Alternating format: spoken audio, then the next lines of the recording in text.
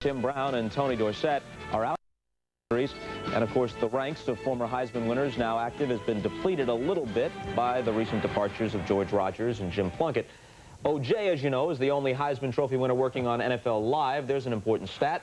Juice, you were out in Denver this past week with Tony Dorsett. Yes, I was, Bob. You know, whenever I hear the name Tony Dorsett, I have visions of this undersized running back from the University of Pittsburgh running up and down the field against Notre Dame. It's hard to believe that was 13 years ago. Although he is a certain future Hall of Famer, Dorsett has never received the respect due him, the NFL's #2 all-time leading rusher. Sadly, Dorsett may have played his final down in the NFL, and once again, far too few have noticed. Maybe that's because of how it happened. I'm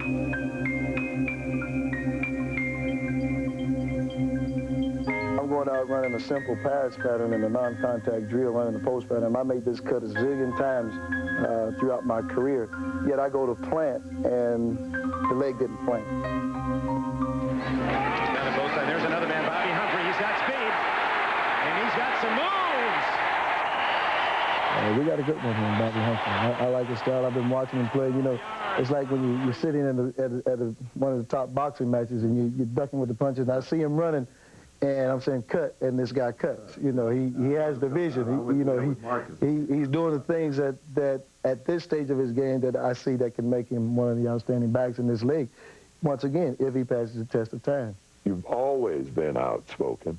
What is it, looking back now, do you regret about your personality or what you may have done?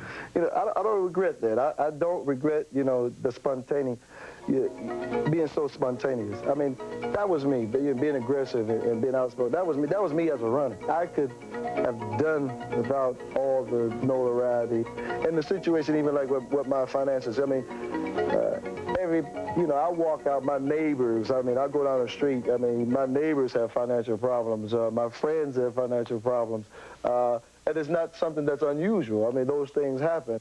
You came into a situation with a team that's gone to a couple of Super Bowls that they couldn't get over. Now they're saying, we got Tony. This is the last element. Now we can go to the Super Bowl and win the Super Bowl, and you weren't able to do the things last year. How did that feel? When we started off last year, the first four weeks of the season, you know, I went over 100 yards a couple times and was one of the leading rushers in the league. And all of a sudden, it didn't happen anymore. And I have my thoughts about it, but I don't care to share them nationally with everyone. But is this the Tony? Now we're hearing that Tony has learned to curb the lip a little bit. But exactly. I'm trying to position myself for life after. But the thing is it was disappointing to me because I felt I had something to bring. I'm a miracle child. You've never seen a guy... A miracle child? Yeah, miracle child. Thinking about it. You've never seen a guy come back as fast as I'm coming back from this type of surgery. Rehabilitating is probably one of the more boring things there is to do. You know, to walk over there, to be around the guys, you know, you've been involved in something for so long and you're not a part of it anymore. You're just struggling to get yourself back healthy. 5 days a week, spending 3.5 hours a day, pretty much doing the same things over and over. And this has to go on for 6 months. It's boring as hell. Well, you know, Bob, at the top of that piece, you saw Tony's injury came in a non-contact drill, and that's just one of the dangers of growing old in the NFL. When I used to play, I used to carry the ball. I would never watch the guy in front of me. I'd be watching the second and third guy because I knew the first guy couldn't tackle me. Well, my last few years in San Francisco, more times than not, it was the first guy that would tackle me. I guess what I'm trying to say is, as you grow older in the NFL, the mind may stay young, but the body just won't respond, and that's why Dorsett will be standing on the sideline, and I'm sitting here with you, Bob, today. And Juice says any player who could play again. He wasn't hurt with us, very seldom was hurt, and so he was very healthy when he left. Our fans would want to know how you're enjoying your time now away from football. Have the withdrawal symptoms been as bad as you expected them to be? Not really. I really kind of enjoyed myself. You know, after 40 years in professional football and you get a chance to just relax and get all the pressure off, it's kind of nice. Have you watched the Cowboys with interest? I haven't had an opportunity, Bob. I spent about a month in Europe, and I haven't even seen a game yet. Any contact at all with members of the Cowboy organization now, or just a fan at this point? Oh, just a fan right now. We just haven't been around enough to be in contact. Coach, you look great. We hope you're enjoying yourself. Thanks for joining us. Thank you, Bob. All right, up next on NFL Live, Wade Wilson and the struggling Vikings, plus a dismal forecast for the Cowboys. Those are among the subjects to be discussed by the insiders. So He's inside the 15-yard line. Touchdown, Mark Jackson. For the first time, Elway returns to Cleveland to duel Bernie Kosar and the Browns.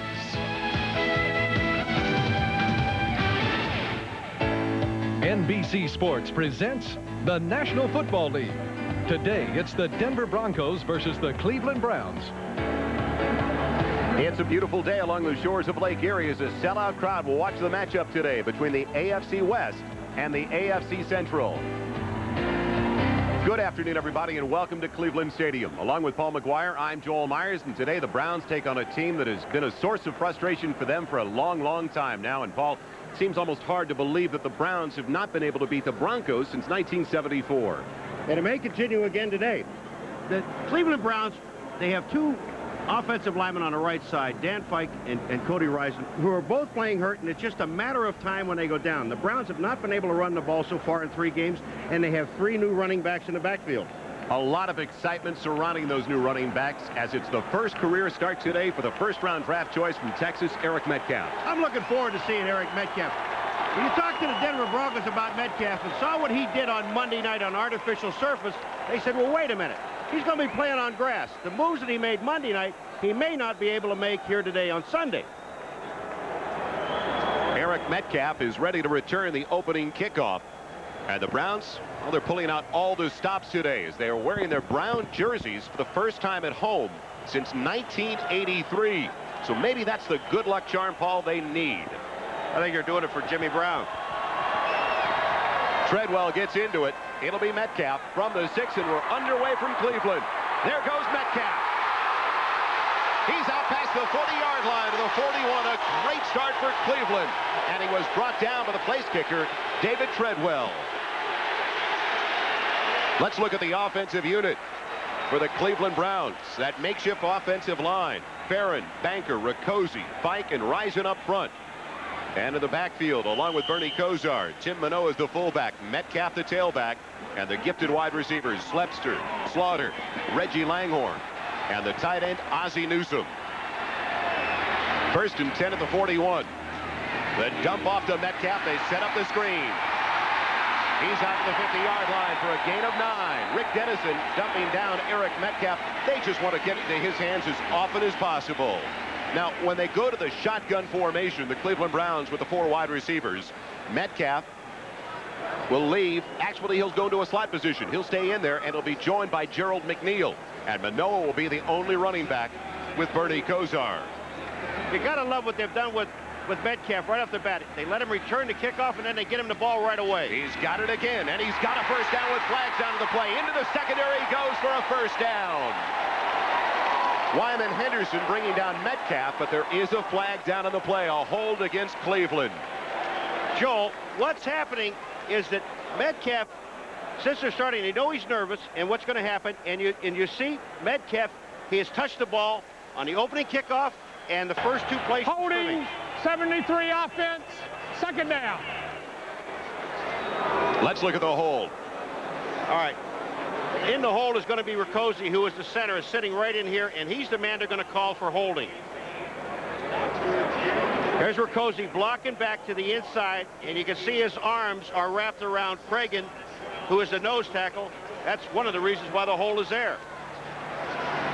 It now brings up a 2nd down and 12 with the ball just outside of the 39-yard line, close to the 40, and Manoa goes in motion. The give to Keith Jones out of Nebraska. Another flag down to the play. So is Jones. He's down across the 45 to the 46-yard line. Steve Atwater, the rookie free safety, making the hit. It's going to be a penalty once again against the Cleveland Browns. There's the defensive front 7 for the Denver Broncos. Carricker, Cragen, and Townsend, the defensive front 3. The linebackers, Brooks, Dennison, Mecklenburg, and Fletcher. 42 offense, 2nd down. Braxton, Henderson, Smith, and Atwater in the secondary, and 3 of those 4 newcomers. Not only are they newcomers, but Denver really, they don't have a legitimate cornerback. Most of these guys are safeties. Now when the Broncos go to their nickel alignment, they'll bring in the extra defensive backs, Ron Holmes, Mark Haynes, and Randy Robbins. It's now 2nd and long, 2nd and 17 for Kosar and the Broncos. Back at their own 35. They give to Metcalf. Can't spin out of the tackle of Dennis Smith, the strong safety, as well as Michael Brooks, the outside linebacker. Isn't it interesting that Cleveland keeps giving the ball to Eric Metcalf? We talked to Wade Phillips, the defensive coordinator for the Denver Broncos. They said the one thing that they want to do with Metcalf is not let him get to the out-of-bounds line. They want to keep him in the middle of the field where they can take a shot at him because they don't believe that he can handle the ball more than 20 or 25 times in a ball game. Well, Paul, you saw him play at the University of Texas where the humidity and the heat is so great. I've got to believe he can work in the atmosphere and the conditions here in Cleveland. He will play all day. 3rd and 15 as Metcalf goes in motion. Kosar to Metcalf again. He can't beat the double team on the outside. He's short of the first down by about 9 yards. He's brought down by Tyrone Braxton. We talked to Eric Metcalf's father earlier this morning, Terry Metcalf, and asked him, is his son just like the father? Yes, yeah, he's very much like me. He wants not only to please himself, but he wants to please others. And sometimes that can put a little more pressure on the individual than necessary. So main thing is just take it one play at a time and don't look back on the past and just play the play at hand. Terry Metcalf's many years a great running back with the St. Louis Cardinals. Brian Wagner in to punt it away to Ken Bell, and it's off the side of his foot. So a break for the Broncos very early, and an injured Bronco down on the field as well. They spot the ball out of bounds at the 41-yard line. So when we come back, the Broncos will have it 1st and 10 outside of their own 40. The Browns suffering an injury already to their special teams player, the reserve cornerback Tony Blaylock, as he's helped off the field with an ankle injury. Welcome back to Cleveland. Joel Myers along with Paul McGuire. 1st and 10 coming up for the Broncos. The first time they get the ball offensively at their own 41-yard line after only a 15-yard punt by Brian Wagner. And good news for Cleveland fans. Hanford Dixon is playing and starting. He had a pulled groin muscle, but it seems to be all right. Don't test it now. They start Steve Sewell in the backfield along with Jeff Alexander. They're in the eye. Jackson and Johnson, the 2 wide receivers. And Elway on the very first play already audibilizing at the line of scrimmage. It's to Alexander, and he is stuck at the line of scrimmage, falls ahead for a couple of yards. Mike Johnson, the middle linebacker, making the play for this #1 defense against the run in the NFL. The Cleveland Browns have allowed the opposition only 73 yards a game rushing the ball. Hurry up offense. They're going with no huddle. So we look at the offensive line for the Denver Broncos. Perry, Bishop, Karts, Juriga, and Lanier. Elway on 2nd and 8. Going up top for Johnson. It's complete inside the 35 for a first down to the Cleveland 34-yard line. Hanford Dixon and Thane Gash providing the coverage on the play. Tough to keep up with Vance Johnson and Mark Jackson in the secondary. Well, it is tough. Now, I don't know if Hanford Dixon, he's talking to Gash saying, wait a minute. Here, I got him short. Gash, you've got to get him deep. 30 is Gash. Now, you see Hanford Dixon pulls off there of Johnson. Gash never gets over. If the ball is on target, it's a touchdown. Sewell is going to go into a wing position. The lone setback is Jeff Alexander with Sewell in motion on 1st and 10 from the 34. It's Alexander. Breaks the first tackle, takes it down to the 30 for a gain of 4. In the offensive backfield with John Elway, Sewell, and Alexander. The wide receivers, Vance Johnson and Mark Jackson. And the tight end, one of the best of the AFC, Clarence Kay. When they go to 4 wide receivers, though, Michael Young will come in. And Steve Sewell will be one of the slot men as well.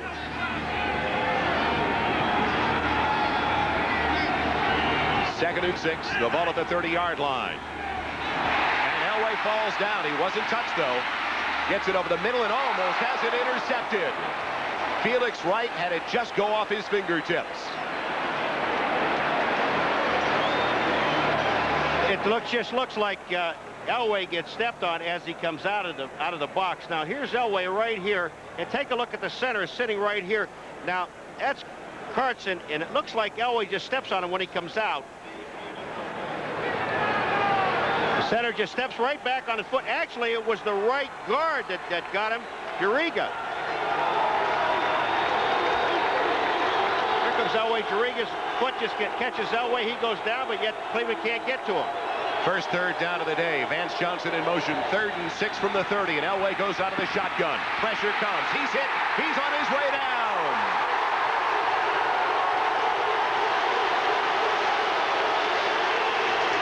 The Dawg Pound in Cleveland loves it. Carl Hairston and Al Baker combining for the sack. And that takes him out of field goal position as well.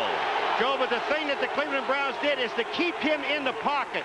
If they can keep him from running, now I'm going to make a circle out here, but this is where the defensive rush comes from, away from the outside. It'll come from right in here and outside, and watch what happens to Elway. He's got to move back inside. Gerald McNeil back deep, waiting for the punt. It hit. It's down by Ken Bell. Did it go into the end zone? Yes. They say it was on the goal line. What a break for Cleveland. Mike Horan, one of the best punters at getting the ball out of bounds inside the 20. Didn't get a break there. When we come back, the Browns will have it 1st and 10 at their own 20. Scoreless in Cleveland. 1st and 10 for Kosar and the Browns at their own 20, and it's complete to Ozzie Newsome. Ozzie Newsome put down at the 29-yard line, they say. He's short of the first down by only 1 yard. That keeps that long streak going for Ozzie Newsome. He's caught a pass now in 149 straight. Now, just before we broke away, Paul, Horan almost had it down inside the 5, inside the 1 yard line. Ken Bell tried to put it down there. Yeah, but you see how Bell is on the end line. When Bell is on the end line, that means that the ball is in the end zone. 2nd and a yard now for the Browns at their own 29-yard line. Manoa in the eye in front of Keith Jones. 9-man defensive front, and Kosar looking to throw. He'll run for the first down. He's got it to the 34-yard line. Brought down by the nose tackle, it's Greg Cragen. Let's look at some of the other scores in the early games from this week number 4 of the NFL season. Cincinnati and Kansas City, Miami and Houston not on the board yet, but New Orleans with a touchdown and a 4-point lead already over Washington. And 3 other games just underway in Detroit, New York, and Minnesota. Browns have it now, 1st and 10 at their own 34-yard line. Metcalf back in there. Split behind Kosar with Tim Manoa, who goes in motion. The counter to Metcalf. Squirts through to the 40-yard line. He's got about 6 on the carry.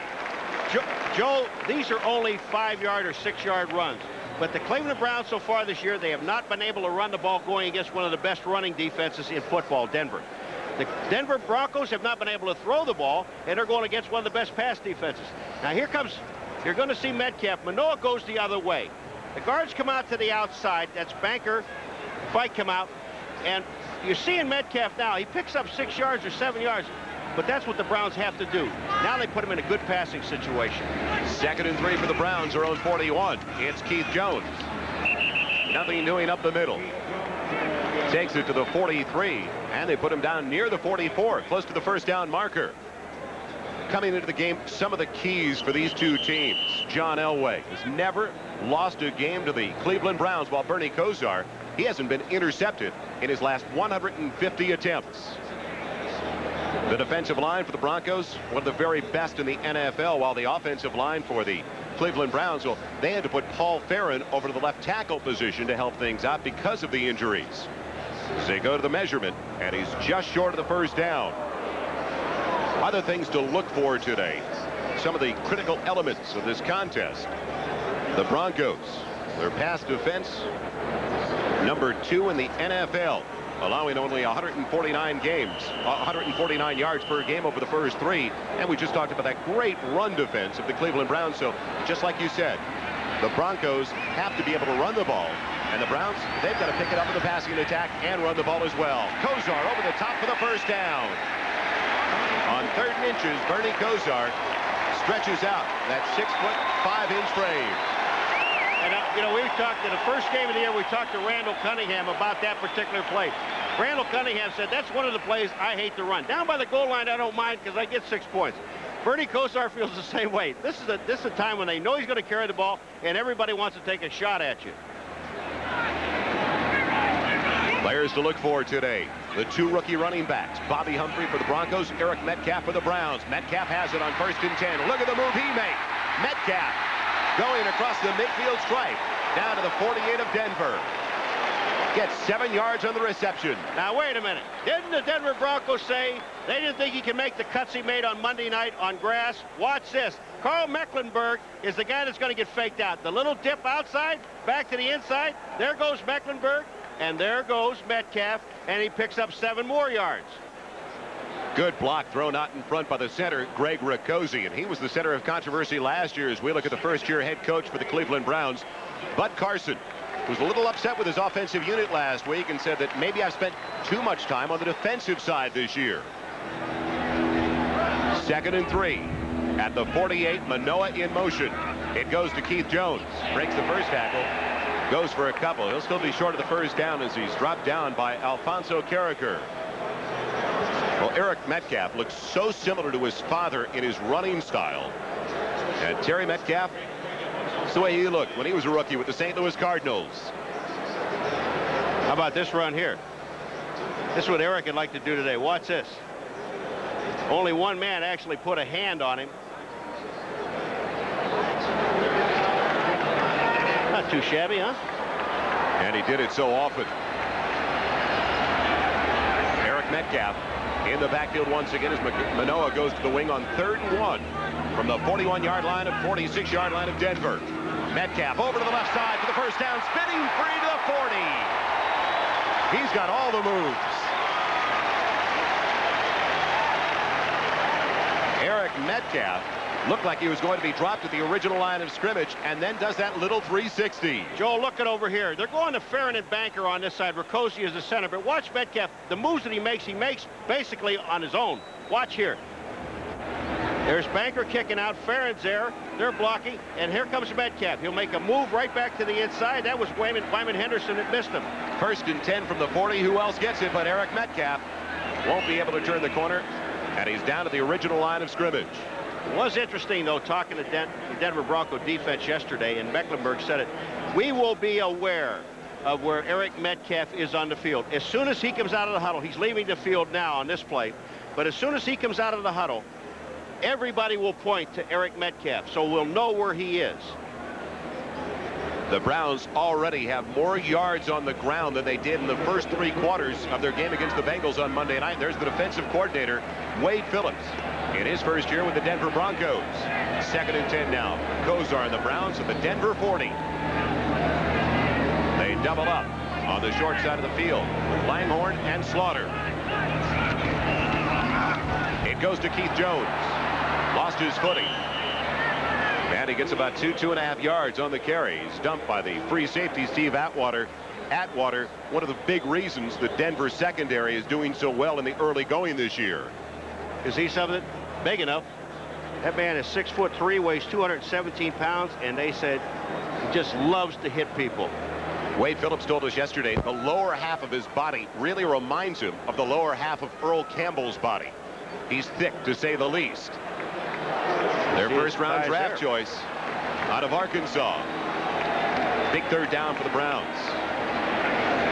They're at the 38-yard line. It's 3rd and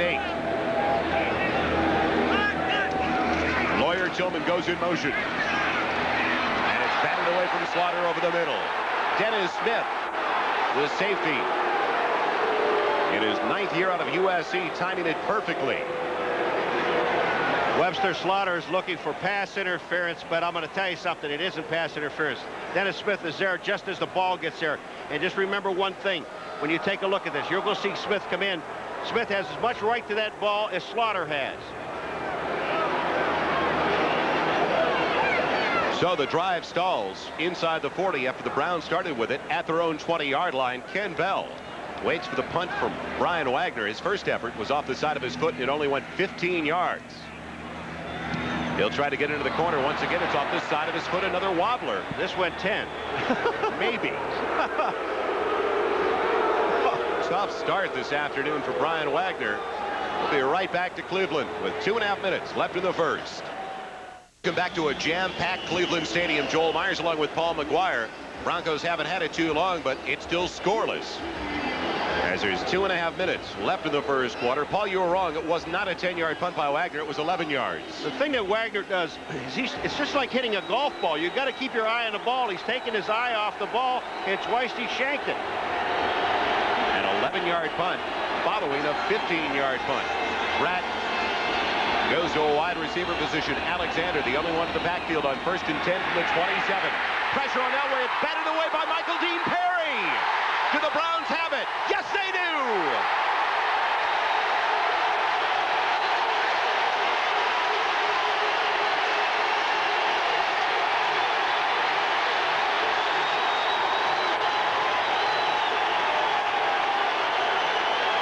Michael Dean Perry is such a special athlete. He is so strong from the waist down and so quick. He has to beat Keith Bishop. Now here is Perry right here. He's just going to run right around Bishop and then end up knocking the ball out of Elway's hand, and he almost gets it. Here he comes. Bishop is moving out to pull out. Here comes Perry. There's the hand on Elway, and look at him. He goes back at the ball. He's rolling for it, kicks it away from Elway. Look at this guy. You talk about hustle. He just runs right by Bishop, but I think Bishop was going to pull out and was supposed to have help on that side by Gerald Perry, number 60. Robert Banks made the fumble recovery, but Michael Dean Perry made the big play. He is so quick out of the blocks. John Elway was telling us yesterday, he just wished the game was in Denver because he felt like he could get Michael Dean Perry offsides about 5 different times, but he couldn't hear because of the crowd noise. Well, the only problem here is that his offensive lineman can't hear. Here's Michael Dean Perry again. Now what? See, Bishop looks like he's pulling out. And then at that point in time, is the center was supposed to come down on him, and he didn't pick him up. And when that happens, that's a sack. You've got to give a sack also, besides the fumble. They come out in the eye. Metcalf and Manoah on 1st and 10 from the Denver 15. The swing to Metcalf. He's all alone to the 10-yard line, just inside the 10 for a gain of a little bit better than 5. Metcalf with 78 yards of total offense already. Denver with only 13. Did you just, I mean, there's a little holding in the line because you got some guys hurt, but watch what Michael Brooks does, number 56. I told you they want to keep Eric Metcalf to the inside. Now, Brooks forces him to go inside and not allow him to go outside because they want to take a shot at him. They want to try to wear him down. 2nd and 4, just inside the 10-yard line. Metcalf and Manoah stay in the backfield. And Kosar changing the play at the line of scrimmage. It's scoreless with 1:35 left in the first. Timing pattern. Slaughter's there. Touchdown, Cleveland!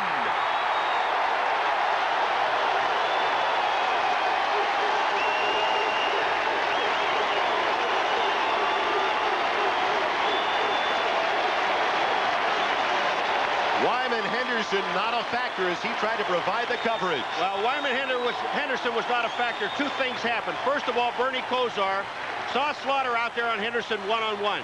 But what happened was the move that Slaughter makes to the inside, Wyman Henderson almost falls down. And when that happens, Kosar is right there with the ball. Perfect pattern.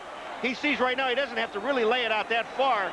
But you didn't see Wyman Henderson in the picture because he almost fell down. Matt Barr in for the point after try. It's perfect. And the Browns get on the board first. The Cleveland Browns, before a sellout crowd, go up by 7 with 1:32 left in the first. He created the big play defensively. All right, and then Joel, they convert to Webster Slaughter. All right, take a look. Here are the 2 guys out here. But watch what happens in here. When Henderson hits the infield, Slaughter takes him to the inside. And when Henderson hits that infield, and that's just dirt, he slips and trips. And as soon as that happens, Bernie Kosar sees Slaughter all alone in the end zone. It's touchdown. Matt Barr gets into it. Bobby Humphrey back deep along with Ken Bell. It'll be Bell at the 4. Bell across the 30. And And he's down across the 35 at the 37-yard line. More scores from around the NFL. There's Mark Harper, the reserve defensive back, made the play on the special teams. The Chiefs getting on the board, and remember the Bengals playing without Boomer Esiason today as Turk Schonert gets the start. A safety for the Oilers. They get the early lead on the Dolphins. Detroit with a field goal from Eddie Murray has the lead, and the Jets on top of Indianapolis. That was a 33-yard return for Ken Bell. And New England on the road with an early lead on Buffalo. The delay to Bobby Humphries, his first carry of the day. The rookie from Alabama spins across the 40 to the 42-yard line for a gain of 5. And Paul, he lends to the Denver offense the same type of excitement Metcalf brings to the Cleveland offense. But I like what Dan Reeves said about this young man, Bobby Humphries. He said he sees more of the field than any other back he's ever coached. When he goes to a hole, like a lot of people will run up into a hole, if there's a fullback in front of him, he'll bump into the fullback. This guy avoids people and finds the hole. Those 7 points the Browns just put on the board. The first points against the Denver defense in the first quarter this year. Alexander and Humphrey in the eye on 2nd and 5. It's Alexander. And the big fullback goes absolutely nowhere. Carl Harrison and Clay Matthews making the stop. After that long pass in the first series of downs for Denver, Hanford Dixon is not in the game at this point. Mark Harper, number 23, is playing that corner. Now, Hanford Dixon is coming in as a nickel man, but Harper will be playing the right corner. We'll see if John Elway tries to exploit Mark Harper in the secondary, 4th year out of Alcorn State. Extra wide receivers coming in now for Denver on 3rd and 3. Better worry about blocking that defensive line before he worries about beating the corners. Carl Harrison made that last stop, and I love the line by Al Baker. He said Carl Harrison, as they call him, Big Daddy, in his 14th year out of Maryland Eastern Shore. He said he'll be the first player in NFL history to collect a Pro Bowl check and a Social Security check in the same year. Isn't he the guy that played against Terry Metcalf? Yes, he was the only one in the field. You're right, the only one that had the distinction of tackling Terry Metcalf. He came over from the Eagles before the '85 season, and he's one of those inspirational leaders on the defensive unit.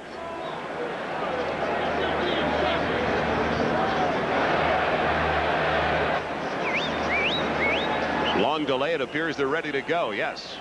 They had to add some time back onto the clock, the 40-second clock.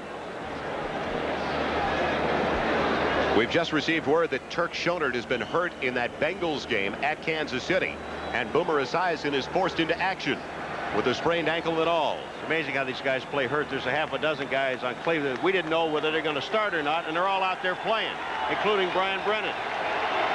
That's the end of the quarter. Time runs out in the first 15 minutes of play. That's the end of the first quarter in Cleveland with the Browns on top. 74 was quite an eventful year. President Nixon resigned in 74. Patty Hearst was kidnapped. Hank Aaron hit his 715th home run. And it was also the last time the Cleveland Browns defeated the Denver Broncos with rookie quarterback Brian Sipe at the controls.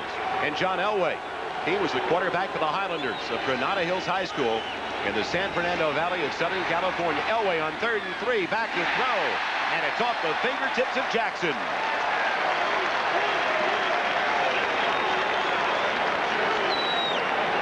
And you were right about one thing. They threw in Harper's area. Mark Harper, number 23.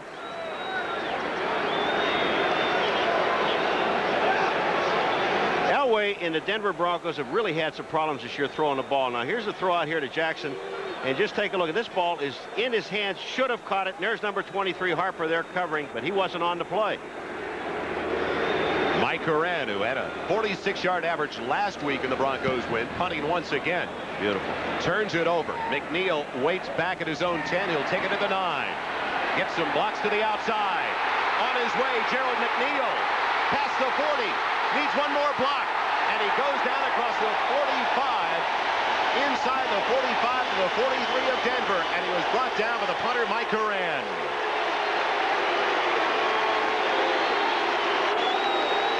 A 48-yard return for the one they call Cube in Cleveland, Gerald McNeil.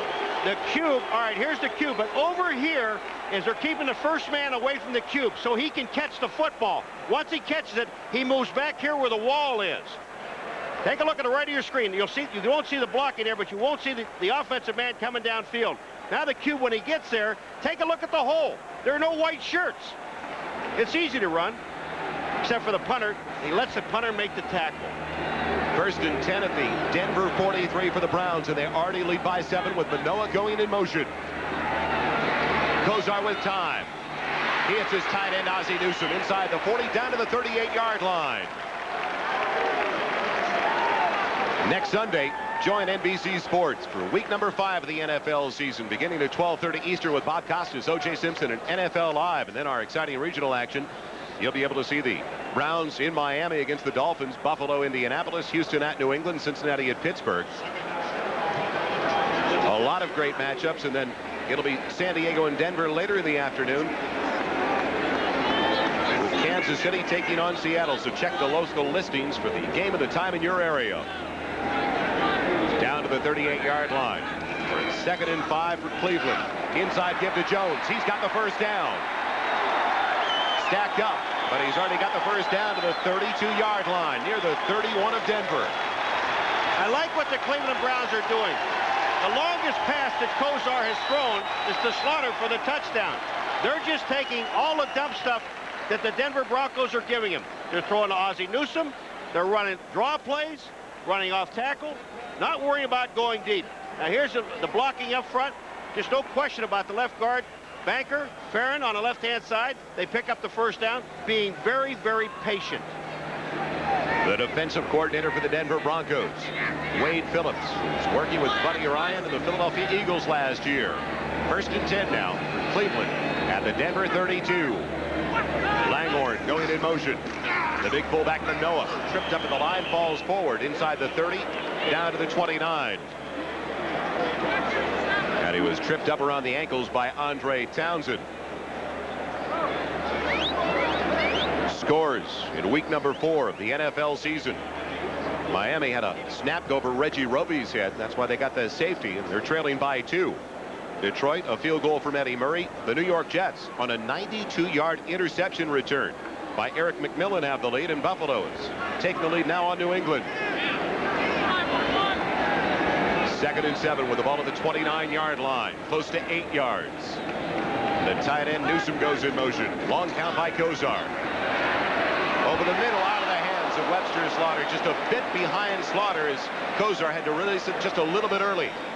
He had to release a little bit early, but I'm going to tell you, they got to come back and take a look at Eric Metcalf, because Eric Metcalf was covered by the linebacker Simon Fletcher, and I don't believe that Simon Fletcher can stay with Metcalf. Metcalf is on the bottom, number 21, and look who's out there with him, 73. Now here's Slaughter across the middle. He was open. He was open for a moment. Wyman Henderson was with him. But as you said, Kosar had to rush the ball. Browns facing 3rd and close to 8. They are 2 of 4 so far in 3rd down conversions. Metcalf is the man in motion. Kosar can't get it to his wide receiver. That was Gerald McNeil. It would have been short of the first down anyway by a couple of yards. So now instead, it'll be a long field goal attempt coming up for Matt Barr. And before the game, he was hitting them from this distance. Easy. But that's because no rush by the defense. It'll be out of the hold of the backup punter, or the backup quarterback, Mike Pagel. It'll be a 47-yard attempt for Matt Barr. And it's blocked by Denver. Picked up by Grayson, or check that, picked up by the linebacker who's working in the special teams, Michael Brooks. Dennis Smith, though, it appeared, got his hand up in the air and blocked that field goal attempt. Dennis Smith comes right from the outside on the left-hand side, or the right-hand side of the field goal kicker, left-hand side of the defensive end, and really looked like he wasn't even touched coming in. Barr's a little bit upset. Right to the right of your screen. Comes right to the inside, and when he makes that move to the inside, there's nobody there to block him. Van Waiters is the guy that was supposed to block him, number 50, and doesn't do it. You can't let the inside guy go. Don't worry about the outside guy. His chances to get there are slim and none. So far this afternoon, the Browns have dominated statistically, but still they only lead it by 7, and Denver gets it back 1st and 10 at their own 39 with Winder and Melvin Bratton, the rookie from Miami, in the backfield. Winder on his first carry, breaking tackles across the 45, near the 46-yard line. You know what makes it even worse, Joel? There are only 10 players. Look at this. 1, 2, 3, 4, 5, 6, 7, 8, 9, 10. There's nobody deep, and then the block comes right in here. Bang. They did it with 10 people on the field. That's really going to make Cleveland mad. That was the best run of the day so far for the Denver Broncos. 7 yards from Sammy Winder. And Dennis Smith doing it so long in the secondary in his 9th year out of USC. 2nd and 3. The ball at Denver's 46. They'll call Winder's number again. He's got the first down into Cleveland territory, down to the Browns' 48-yard line. When we talked to Bobby Humphrey yesterday, he said that there was one player in particular that kind of took him under his wing and looked out for him a little bit. Sammy Winder. And Sammy Winder's got to know, Paul, that eventually he's going to lose his job to the rookie from Alabama. And he's going to be able to accept it because he knows he can still play the backup role for 2 or 3 more years as long as he stays healthy. Great attitude. 1st and 10. Inside the Cleveland 48.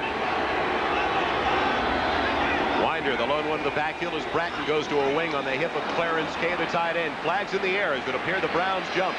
Elway with plenty of time. Going deep, he's got Vance Johnson. It's complete.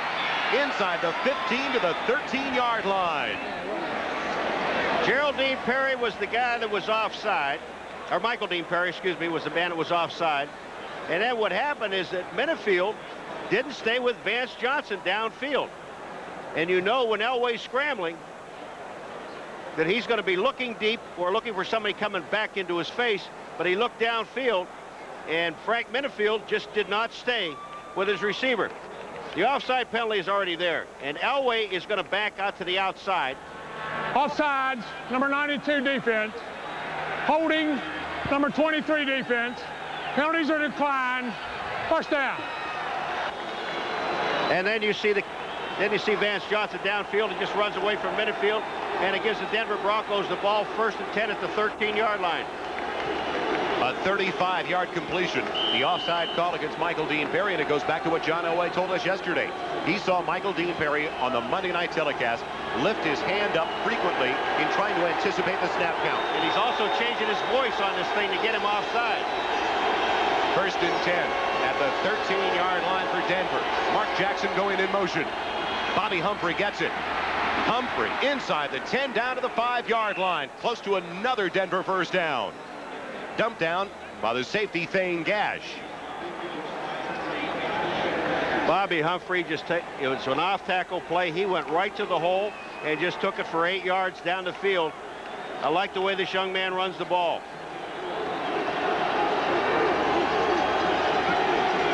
The quickest running back for the Denver Broncos in many, many years. Finally gives Denver the ability to turn the corner from one of their tailbacks. 2nd and 2. Humphrey again over the top, close to the first down marker. Humphrey missed most of his senior season with a stress fracture to his left foot, and that's why a lot of people shied away from Bobby Humphrey. But when Dan Reeves found out he was still available in that supplemental draft, they wanted him. They checked all over the country to find out how long he was going to be there, and they realized that the 3 teams that were ahead of the Denver Broncos at that time had either made trades or picked up in the draft the running back that they wanted, so they knew that he would be there in the supplemental draft, and they took him. Alexander and Winder in the backfield. Double tight end set on 3rd and less than a yard, and Elway will throw. Throws it away. Pressure was coming from the linebacker, Mike Johnson.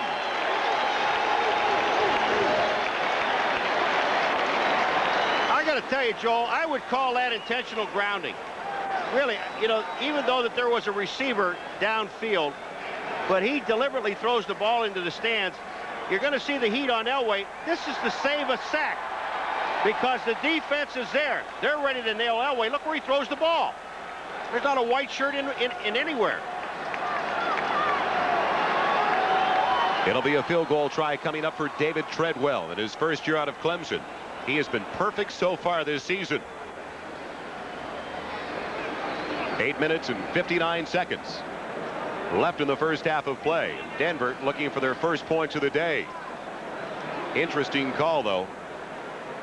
Third and less than a yard, third and inches. And Elway throwing the ball in the play action fake. But in this situation, and you're going against a darn good defensive football team, Joe, you've got to put some points on the board. And I like the call. After the way we saw Bobby Humphrey, though, get up in the air on that great vertical leap just a little bit earlier, you'd have to think, Paul, that he could get up on top and go behind his center for a few inches. All right, that's true. But when he did that vertical leap, and you and I know that, you know, at the 7-yard line, you're not trying to get a touchdown. He was trying to get a first down. Now, it was second down and about 3 yards. He only picked up about 1.5 yards. So he didn't get as much as he thought he was going to get, and they're not going to take a chance. I like the call. I like to take the points.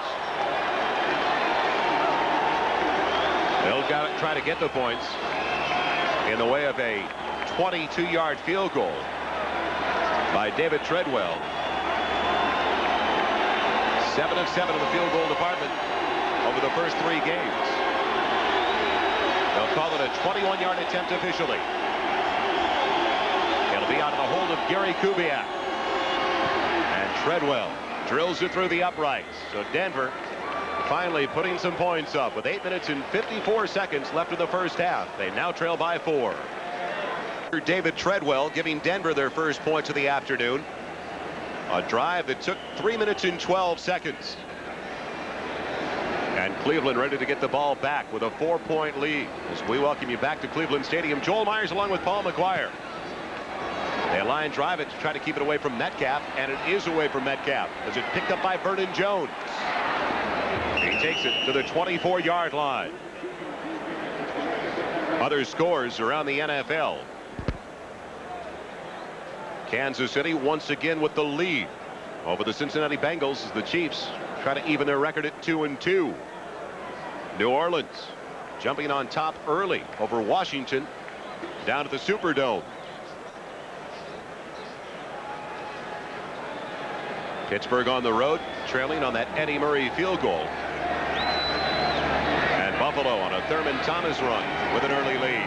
Pitch goes to Metcalf on 1st and 10. Weaves his way across the 25 to the 28-yard line. Denver defense showing now, Paul, more often the 8-man defensive front since Wade Phillips came into the Denver situation. As Metcalf will get a quick breather. It hasn't been often that he's been off the field today. But Carl Mecklenburg was telling us yesterday he loves the new defensive alignment for the Denver Broncos. A very aggressive nature to it this year. 2nd and 6. The ball at the 28-yard line of Cleveland with Ozzie Newsome in motion. Kosar on the quick out, and it's complete to Langhorne for a first down. It's out to the 42-yard line. All right, Joe, you were talking about this defense, and there are a lot of new faces in here, but just take a look at, you got a man here, here. There's 8 men up near the line of scrimmage. And as soon as the ball snapped, watch what happens with these linebackers. They'll move out. They'll go back into coverage. That's Dennis Smith, who's up on the line of scrimmage, and he backs out, and the linebacker, as soon as they read past, they're out of there. Of course, Kosar hits the one man that's covered man. Brian Brennan, closest wide receiver to the near side on your screen, in for the first time today. He missed last week's game with a hamstring injury. 1st and 10 for the Browns at their own 42, and the counter goes to Metcalf. Smith couldn't get him, but the linebacker cleans up. That's Rick Dennison. No gain on that carry for Eric Metcalf. That's going to be a tough play for the Cleveland Browns to run, and I'm going to tell you why. Because they ran it to the left, which means that you got to pull Fike and Ricozzi, or Rison. And when you pull those 2 guys, they're both hurting, they're both limping, and it's hard for them to get to the hole. You're going to have to run your sweeps to the right-hand side and not the left. Metcalf splits out as one of the wide receivers. Manoa, the lone one in the backfield on 2nd and 10 from the Cleveland 42. Kosar with time. It's complete to Ozzie Newsome to the 49-yard line. For an update, let's go to New York now. Bob Costas in NFL Live. All right, Joel, moments ago, Boomer Esiason threw a 40-yard touchdown pass to Tim McGee. Why is Esiason in the game when we told you he wouldn't start? Well, he didn't start, but his substitute, Turk Schonert, injured an ankle when tackled on this play. Esiason, on a gimpy ankle of his own, had to come in. They trailed 10-7 to the Chiefs at Arrowhead. Joel? All right, Bob, thank you. So not the ultimate situation for Sam Weiss, as he had to rush Boomer Esiason back to work in a hurry. Big third down for the Browns. 3rd and 3 at their own 49-yard line. Kosar will work out of the shotgun. That's Brian Brennan going in motion. And Kosar going for the bundle for Webster Slaughter. The defensive back, Dennis Smith, with him down on that play, helping out Wyman Henderson. Remember we saw the Cleveland Browns didn't get over? Watch this. There's Henderson, number 24 on Slaughter. But number 49 is Smith. He is the safety. Look at his job. Look at the ground that he covers, and he is the closest man to the football. That's super coverage by the defense. Brian Wagner comes on for his 3rd punt of the day. Mr. Excitement. His first was 15 yards. His second, 11 yards. Ken Bell back deep for Denver. That was almost blocked. Line drives out a wobbler. It's taken to the 11 by Bell. Wrapped up crossing the 20 at the 21-yard line by Randy Robbins. So when we come back, Denver will have it 1st and 10 at their own 21-yard line, still trailing by 4. One of the best to ever play the game, taking it in today from the owner's booth, Art Modell, with former Brown running back Jim Brown. 1st and 10 for Denver at their own 21-yard line. Bobby Humphrey can't get out of the backfield. Cragen, the nose tackle. Or not Cragen, rather. It was Gibson, the defensive lineman, who's in there for the first time today. Gibson making the stop. No gain on the carry for Bobby Humphrey. It's been a difficult day for that Denver offense, as you can see. And they're going to have to try to throw the football.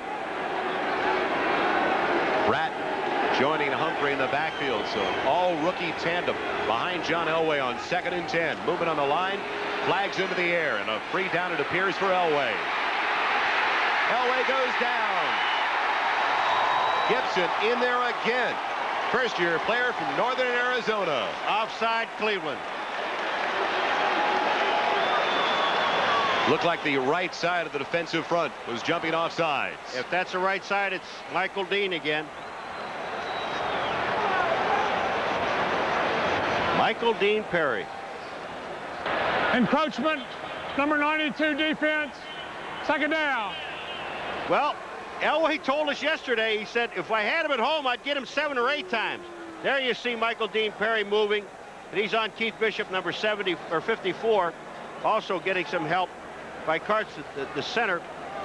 But Elway said, if I can raise my voice up in the middle of the field like this, I can get him to jump. And he's doing it. He's done it twice so far.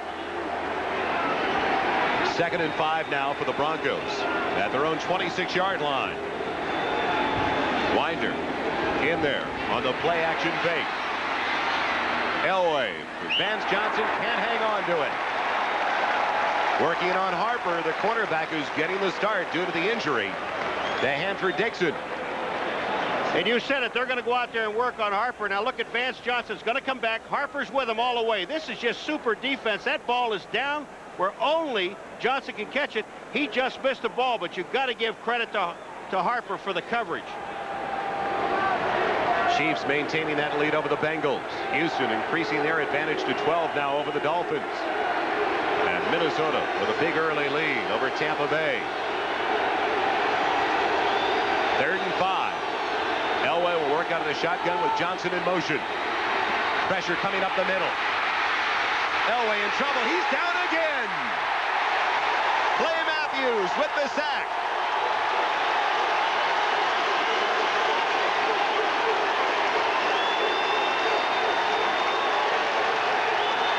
When you talk about tenacity of a defense, Clay Matthews epitomizes it. Clay Matthews, number 57, is going to come up inside. Now, when Clay Matthews reads it, he can blitz. Now, watch what he does. He gets knocked off. There's 57, but watch who makes the tackle. Number 57, Clay Matthews. Just a super effort. Parts of center had a piece of him, but it only slowed him down. Mike Horan punting from his own goal line. Brings down the high snap and booms it away to Gerald McNeil. Hangs up a very high punt. McNeil calling for the fair catch. He's got it outside the 47-yard line. So that's where the Browns will put it back into play when we return to a sold-out Cleveland Stadium. And we'll keep it right in the Dawg Pound. The Browns are ready to go once again.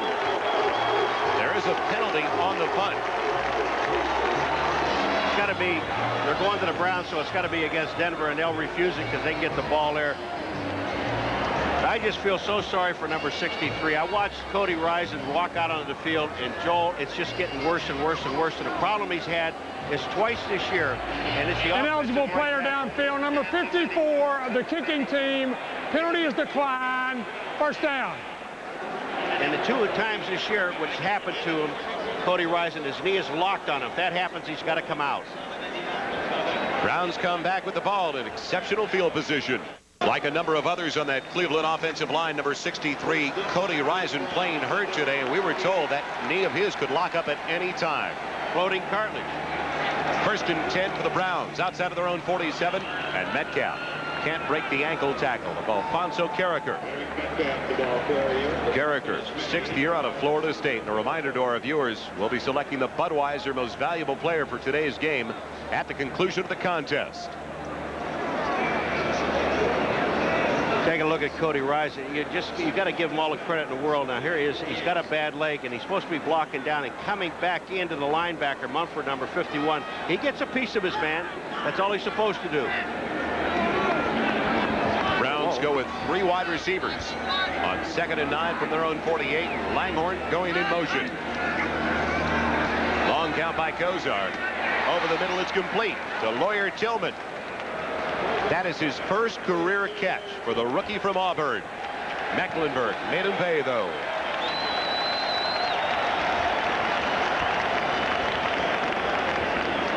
A gain of about 4, close to 5. It'll bring up 3rd and 4, and at halftime, Bob Costas and O.J. Simpson with scores and highlights from the other games, and the Insiders Extra with Bobby Beathard and Ralph Wiley.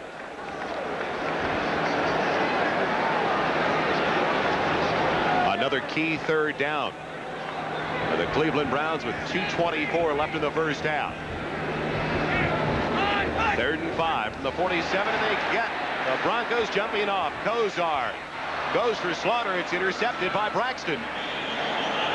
Well, let's find out what the penalty flag is all about. Braxton's reaction tells us a lot already.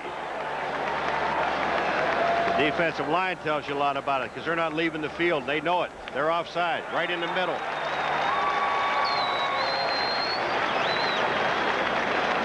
And in this series, Kosar is staying under his center, Riccozzi, a lot longer than we saw earlier in the game. He's reading that defense because the linebackers... Number 61 defense. First down. That's Townsend. But the linebackers are so active for the Denver Broncos. It is a difference. Up here, right in here is where you're going to see the guys jumping offside. Right in the middle of the line. And Townsend is one of them, number 61. The Kosar sees it, gets him offside. I don't know if he's changing his voice or not, but he got him offside. That's what happens when you go to a longer count. It turns out to be a Cleveland first down at the Denver 42-yard line. Manoa and Jones split in the backfield behind Kosar. Kosar in trouble. He goes down. First sack of the day for the Denver Broncos belongs to Simon Fletcher. And for another update, let's join Bob Costas in NFL Live. Joel, at the Meadowlands, Colts driving for an apparent score, but Jack Trudeau's pass intercepted by the opportunistic Eric McMillan. Last year as a rookie, he led the AFC with 8 interceptions, brought 2 of them back for scores. This time, number 22 goes 92 for a touchdown. Jets 7, Colts zip. All right. right, thank you, Bob. We have reached the 2-minute warning at Cleveland Stadium, and it's just as we expected, a tight affair between the Browns and Broncos. Carson, the first-year coach for the Cleveland Browns, has to love the work of his defense once again, but his offense sputtering. Denver with 3 timeouts remaining.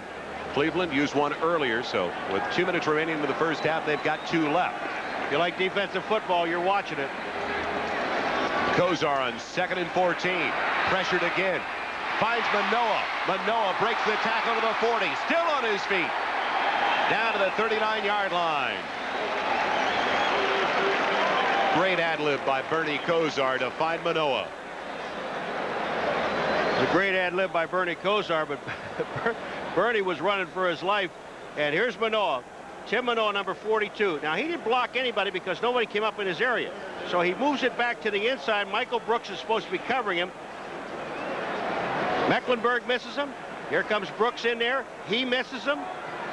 And then finally, Wyman Henderson, number 24, makes the stop. 3rd and 7 for the Browns at the Denver 39-yard line. Gerald McNeil, the extra wide receiver, goes in motion. It's over the middle and it's complete. Langhorn's got it, but he's far short of the first down by at least a couple of yards. Down to the 34-yard line. Mark Haynes and Dennis Smith, you talk about converging on a wide receiver. They do a great job to keep him from getting a first down. Browns use a timeout. We'll come back to find out what they decide to do with it. Liberty Mutual presents Denver 34. I don't like the call. I'd get rid of the ball, get it out of there, punt the ball down. Don't let them get any momentum going in at halftime. You want to keep the Denver Broncos off the field because they still have 3 timeouts left with 50 seconds. They'll take a timeout right after this play if they stop them. I'd punt the ball away. Kosar is working with 4 wide receivers, and Manoah the only one in the backfield on 4th and 2, and it's Manoah up the middle for the first down and then some. Manoah spinning inside the 25 to the 22. And if it's not for Atwater in the secondary, he's gone all the way. They got the hurry-up offense. That's another reason why I'm not coaching. They only have 1 timeout left. It was an excellent call. We got a timeout on the field by Denver. They're going to take 1. Denver was trying to bring on some extra people in the secondary, and they appear to be confused. First charge team timeout. A 40-second timeout. Kosar and the Browns are not complaining with that last decision by Denver. Not complaining at all, but just take a look at this young man right here, Mr. Fike, and he's going to come down and make the block right to the inside. It's going to open it up for Manoah, this man here, to come in the hole. And Atwater is the man that makes the tackle and saves the touchdown. Here comes Fike up into the hole. They seal everything off to the inside. Banker, number 68, and then there's Atwater, number 27, who saves the touchdown. It's a great call. Nice cut by the big fullback, Manoah. Manoah's such a great blocker, and every time he gets a chance to run with the ball, he wants something to happen, to make something happen, and he likes to punish people. Manoah is in his 3rd year out of Penn State. And according to Bernie Kosar, he agrees with you, Paul. He said he's his best blocker out of the running backs. 1st and 10. Cleveland's got it at the Denver 22-yard line, and they lead it by 4 with 27 seconds left in the first half. Kosar into the corner of the end zone. Couldn't get it to McNeil. Great coverage by the Denver secondary. That play took 7 seconds, but I'm going to tell you something right now. He's got to come back and take a look at the same play again, because they had Manoah, number 42, going down the sideline on the right-hand side, and he would have been able to pick up at least 10 yards and get out of bounds. Browns don't have the luxury of trying to run the ball. They've only got 1 timeout remaining. And Kosar has a play brought in for the first time today by Barry Redden, former member of the Los Angeles Rams and the San Diego Chargers. There's the same formation, Joel. I wonder if Barry Redden's going to go out in that flat. It's 2nd and 10 at the 22. Kosar with time. Throws the ball away. Alfonso Carricker finally getting in there to apply the pressure. on Bernie Kosar.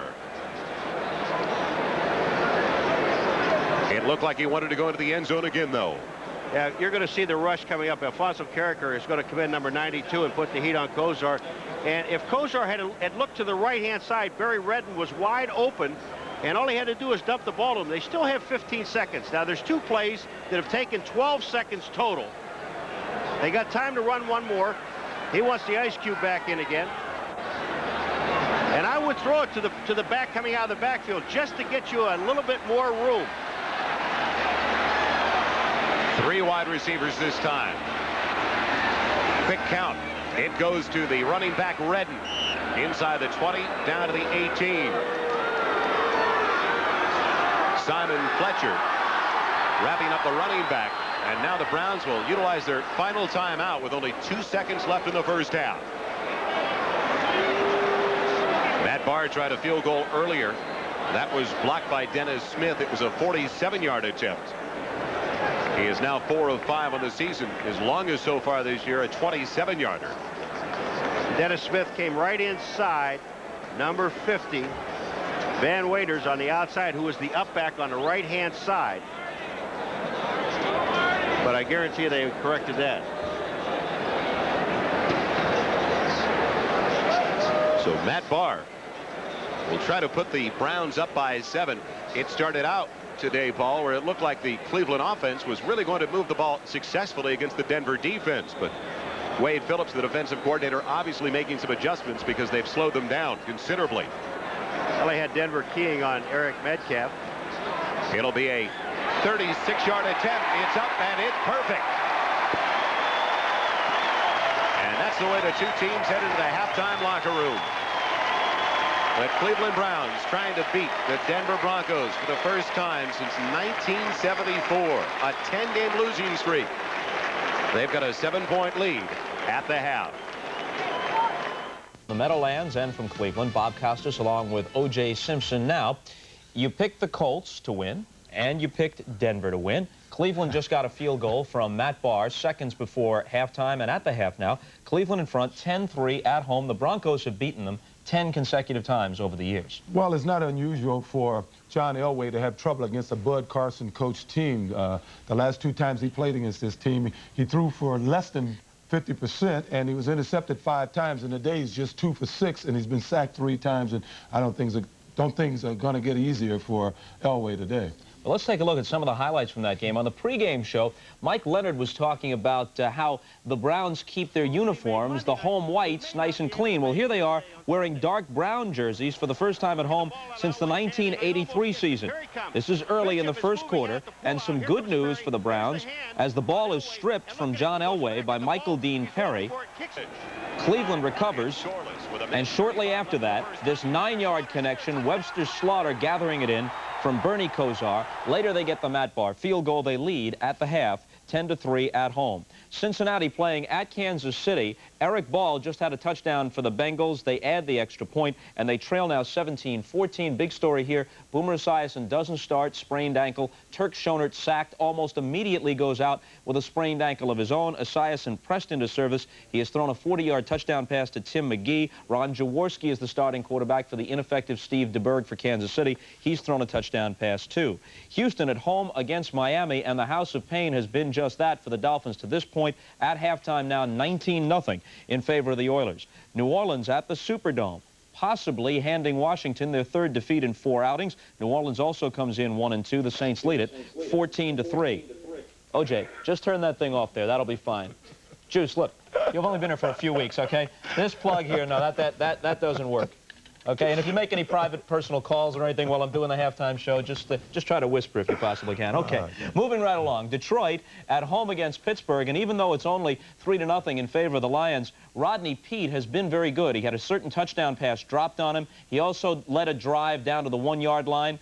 The Steelers have just scored, as I'm giving you that information, and evidently we're awaiting the extra point.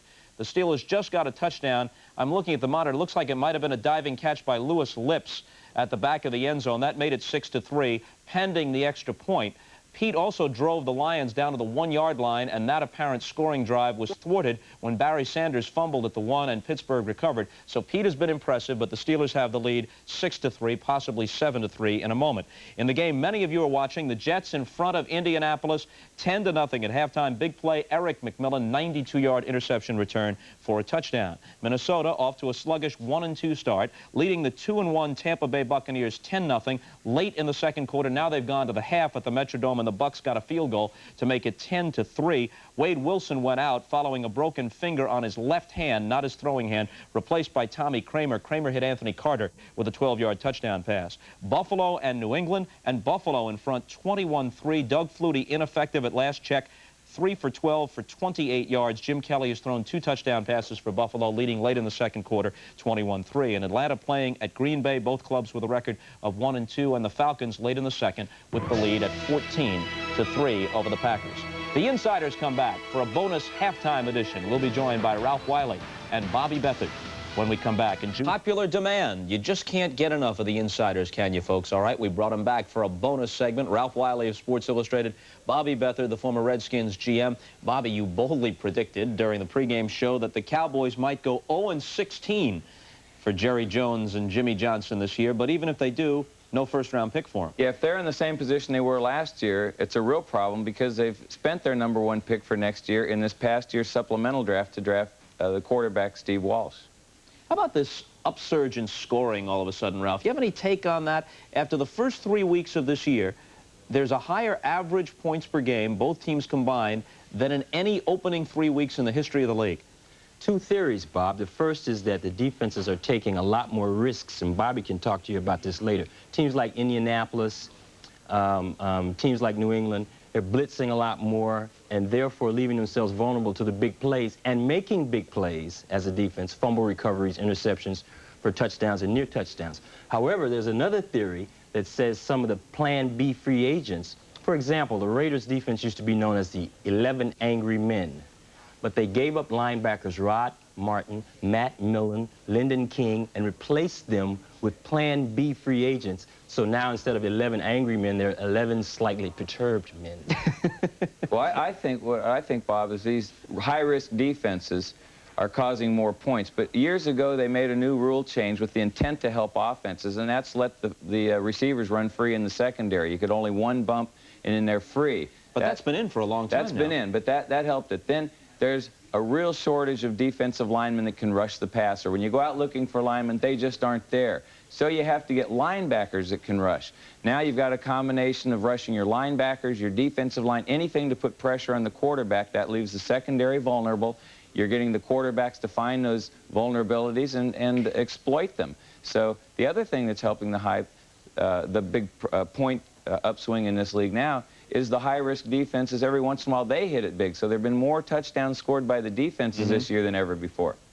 Another trend that's emerging early this year is injuries, in many cases season-ending injuries, to marquee players. Here is an abbreviated list. There are more, but just a few. Dorsett, Lepet, Mitchell, Morris, Riddick, Tippett, Ickey Woods, and then there are other big names out for shorter periods of time. We thought we wouldn't see Boomer Esiason today, but then his replacement, Turk Schonert, got hurt right off the bat. Boomer had to come back in for the Bengals. Well, I think that you're always going to have injuries in a contact sport like football, but you still have to go back to two things. The artificial turf leads to more injuries, and steroids. I'm not saying any of these players is on steroids, but steroids makes bigger bodies being carried by the same ligaments and tendons and structure that there were supposed to be smaller bodies carried on. And you have to have injuries. The only thing with steroids, the only result is going to be serious injuries. But I think we're going to see more and more of it until they shut it out. Very briefly, you think it's possible that management would give on the subject of artificial turf and give the players what they want? Never. Never. They'd never give on that. And besides that, it's a simple matter of physics. Force equals mass times velocity, Bob. So I think natural turf, while it would cut down on some injuries, you still would have. We've got some real exotic injuries coming up now. Bruised pubic bone sounds particularly painful.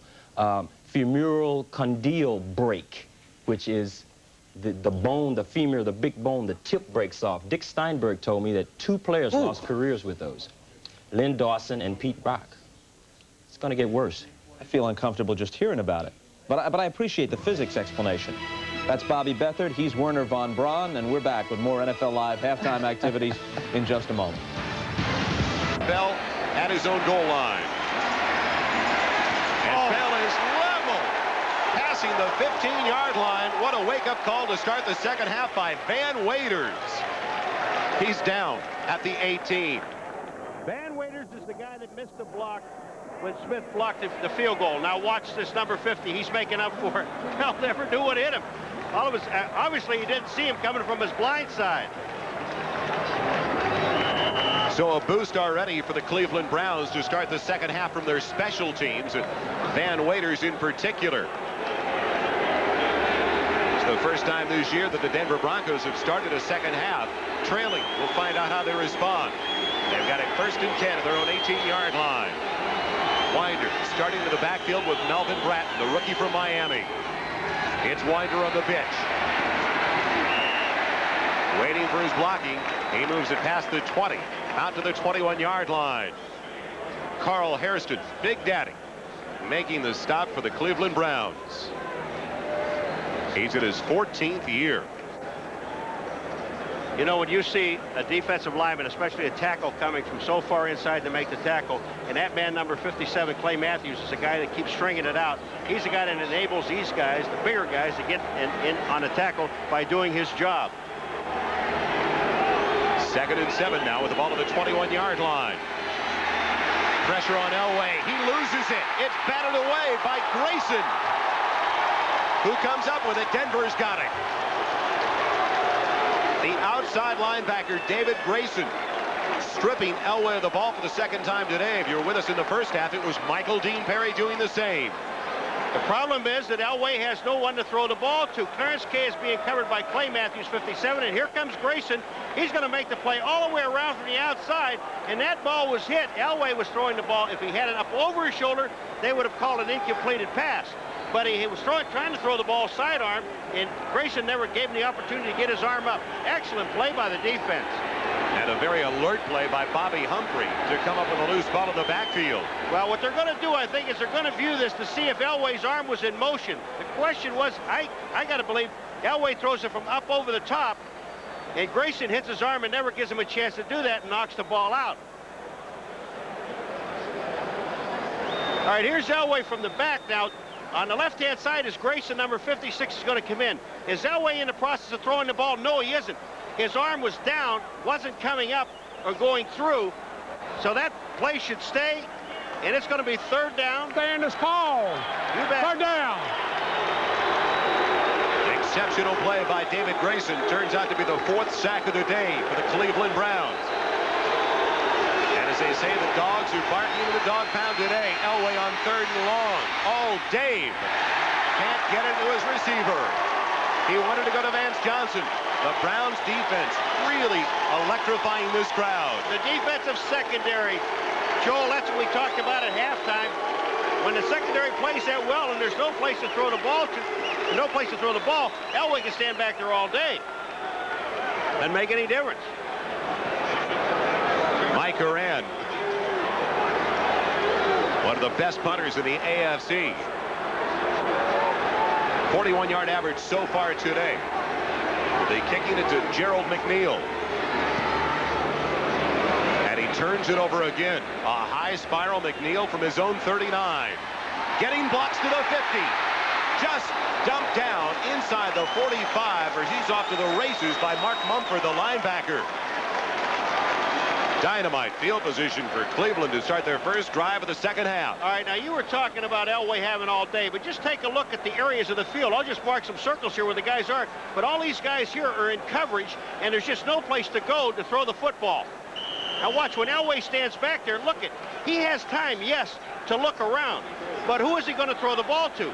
No one. The ball is hit at the line of scrimmage, but he throws to a man with double coverage. Kosar brings him out, 1st and 10 at the 43 of Denver. Goes up top, hits his wide receiver Langhorne. And it's a 1st down to the 31-yard line of the Broncos. Langhorne, 6'2", 200-pounder, really went up top. All right, here comes Langhorne, number 88, and he's just moving into this secondary where they're playing zone defense. Braxton is kind of releasing him to the safety. Safety never gets there. Langhorne picks up the first down. Keith Jones takes over in the backfield for Eric Metcalf, joining Tim Manoa on 1st and 10. Ball at the 31-yard line. Flags into the air. Manoa on his way. Won't make any difference. It's a dead ball foul.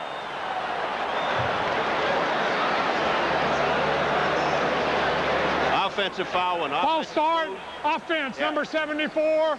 First down. That's Farron. That's all dead. Paul Farron starting at the left tackle position today. They have had to flip-flop a number of people on the offensive line. Okay, here's Farron right here, and you're going to see him move. Manoa looked good kind of running down through there without anybody chasing him. There's Farron. He's moving just a little bit too early. It's on Powers, and there goes Manoa. He said, wait a minute, isn't this nice? Nobody's trying to tackle me. Farron was the starting left tackle in 86 and 87. And when he started at that position for the Browns in 86 and 87, they had a 15-4 record. And don't worry about him playing over there. 1st and 15 now with Metcalf in motion from the 36 of Denver. Pocket holds up. It goes to Langhorne. It's complete again inside the 30. Down to the 27-yard line. One of the big problems, Denver, they're just trying to get to Bernie Kosar with a 4-man rush, and they're not doing it. They're going to have to send some linebackers. Kansas City and Ron Jaworski's first start of the year with a 3-point lead at the half over the Bengals. Houston thumping Miami after the first 30 minutes of play. Pittsburgh trying for their 2nd straight win in a row. And Buffalo taking it out on New England. Keith Jones on the pitch. Jones with flags down to the play. Goes down inside the 25 at the 24-yard line. Carricker making the stop. The flag went down where you normally see a holding call. Let's check in with our referee, Tom Dooley.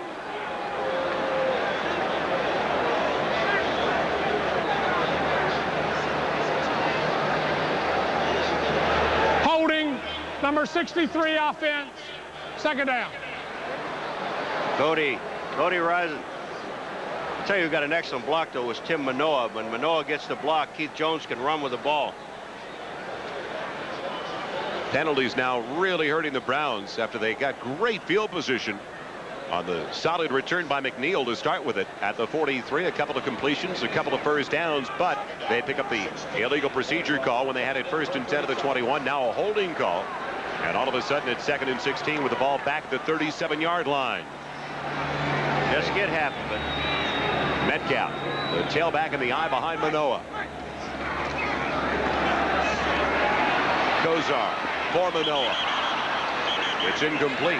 The linebacker defending was Michael Brooks. And Manoa better be awfully glad that Michael Brooks slipped, because if he hadn't slipped, he'd have taken Manoa's head off.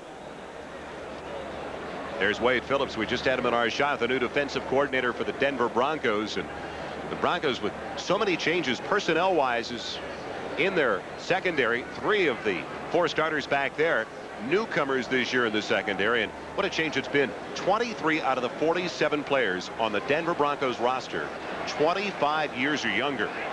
And they're either in their 1st or 2nd year in the league. And the only undefeated team in the AFC. Cleveland only 2 of 8. This is 3rd and 16. Kosar eluding the pressure. And it batted away and almost picked off by Mark Haynes. They were looking for Reggie Langhorne.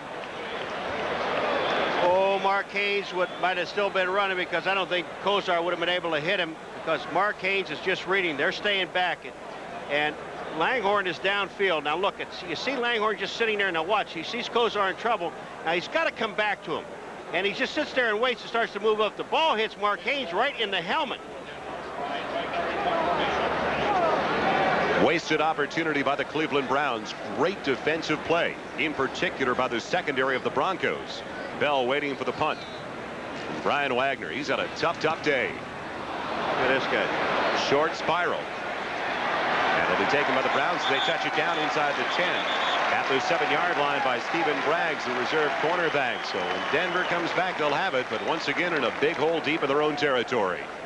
They were working on some of the turf, some of the sod here at Cleveland Stadium. They had a rock concert, the Rolling Stones, here this past Wednesday night. Not the best of shape, the game this afternoon. 1st and 10 give is Sammy Winder. Nothing doing for Denver. Clay Matthews making the stop.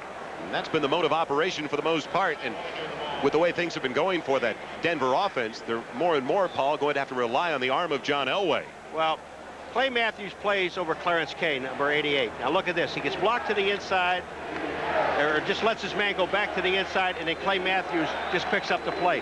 That's his job. If the tight end goes down, he reads run. He just sits in the hole, makes the play. 2nd and 8 with the ball at the 10-yard line. 9:55 left in the 3rd. Denver trailing by 7. The reverse goes to Mark Jackson. Didn't fool the Cleveland Browns defense. They stayed at home, and Felix Wright in particular. Joe, Felix Wright made such a great play. And he's just sitting back there waiting, reading pass, and he saw all the play action, which when you run a reverse like that with all the play action, it just holds the safeties up into the line of scrimmage. That time Felix didn't get off because it didn't show pass, and he just sat there and waited on the play. It'll bring up 3rd and long for Elway and the offense. He's only got 2 wide receivers in there. Puts Bratton on a wing on the hip of the tight end, Kay. Humphrey, the only one in the backfield with Jackson in motion. 3rd and 7 with the ball at the 11. Elway has it batted down. Clay Matthews again as he went for Mark Jackson.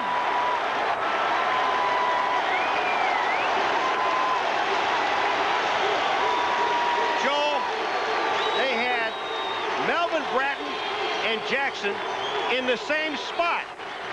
And when Elway looks over there, he's going to see both guys.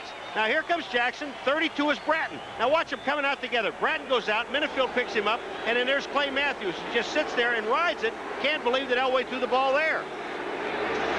Mike Horan once again punting from his own end zone to Gerald McNeil. And doesn't really get into this one at all. It's off the side of his foot and out of bounds in Denver territory. Cleveland will have it 1st and 10 at the 40-yard line of the Broncos. Everything going now early in the 2nd half in the direction of the Cleveland. The penalty was illegal use of hands. It was called on Stephen Braggs, the reserve cornerback in his 3rd year out of Texas, but it did not cost the Cleveland Browns possession. It cost them 10 yards. Didn't cost them possession because it was after the ball was kicked. So it'll be 1st and 10 for the Browns right at the midfield stripe. Kansas City continues to lead by 3. Houston dominates Miami this afternoon so far. Lonzel Hill with a touchdown reception from Bobby Hebert. Good start for the Saints. Indianapolis trailing on the road to the Jets. Buffalo. Looks like they'll hand New England their 3rd straight loss. And Atlanta leads Green Bay. New England is really hurting. I mean, they lost, you know, Lepet and Tippett and Barris right off the bat in training camp.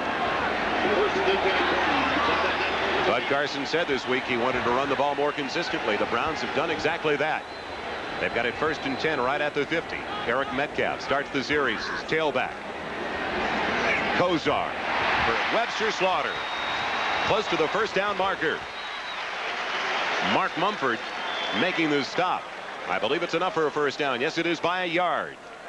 You give Bernie Kosar time, and he's going to beat you. Now, Wyman Henderson, number 24, is sitting out there and on Slaughter, and watch this. He's playing him to go all the way into the middle. He just checks up. Kosar finds him. He drifts to the outside.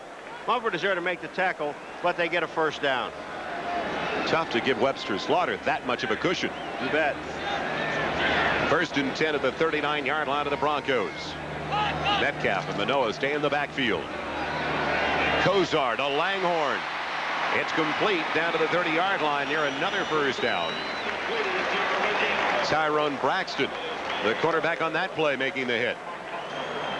The reason this play works is because Dennis Smith has to go out with Eric Metcalf when he goes out into the flat, and when that happens, it just opens it up to the inside for Langhorne, and there's only one-on-one coverage.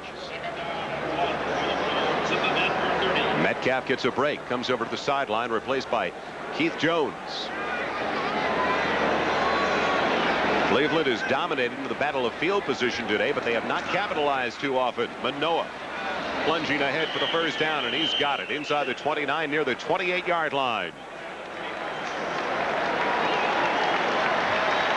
So the Browns move the chains once again, but this is the 4th time today that they have started with the ball in either Cleveland or Denver territory or right at the midfield stripe.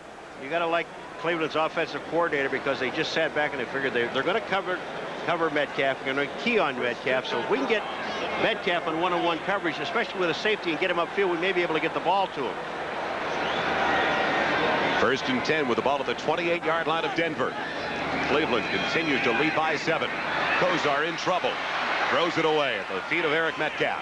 And a flag goes down. We may see grounding called. Fletcher and Carricker are applying the heat on the Browns quarterback.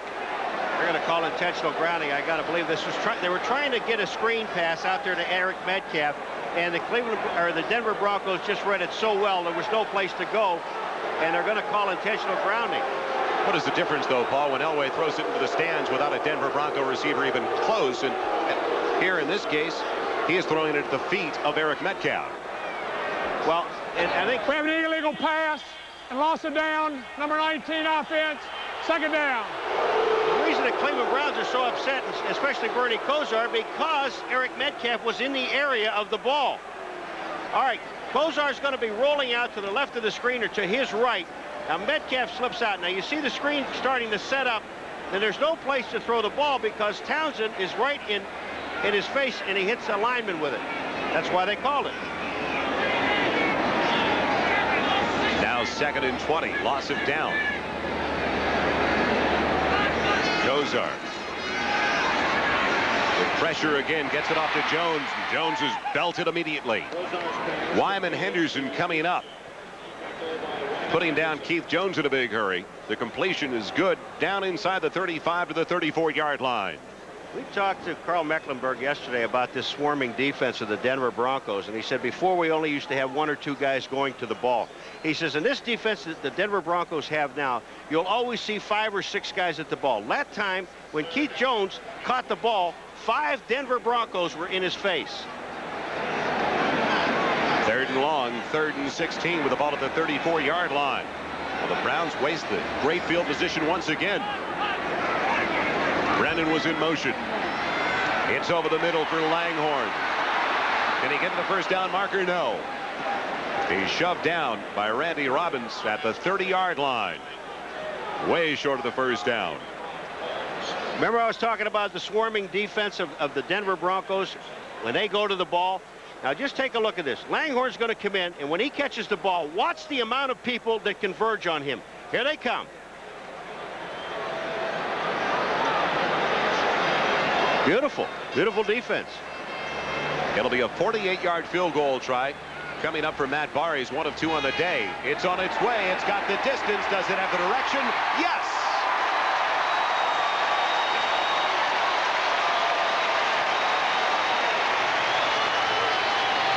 Cleveland has their biggest lead of the day. 2nd field goal of the afternoon for Matt Barr, and the Browns are now on top by 10. He's usually snapping for Matt Barr on his field goal attempts, but he's out today with bruised ribs, and Greg Riccozzi now is snapping for the Cleveland Browns. Riccozzi taking over and coming through after that 48-yard field goal. Barr gets into it, and it's taken by Ken Bell at the 5.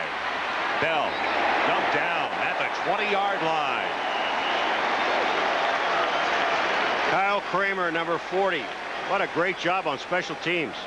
Next Sunday, join NBC Sports for Week 5 of the NFL season, beginning at 12:30 Eastern with Bob Costas, O.J. Simpson, and NFL Live. And then our exciting regional coverage highlighted with some great hard-hitting matchups.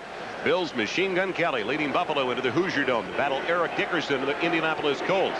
Others will see a couple of great quarterbacks duel when Jim McMahon and the Chargers take on John Elway's Denver Broncos. And it's Kosar versus Marino in that game between Cleveland and Miami. Check the local listings for the game of the time in your area. 1st and 10 for Denver. They've got it at their own 20. Play action for Elway. And it's batted away. Michael Dean Perry.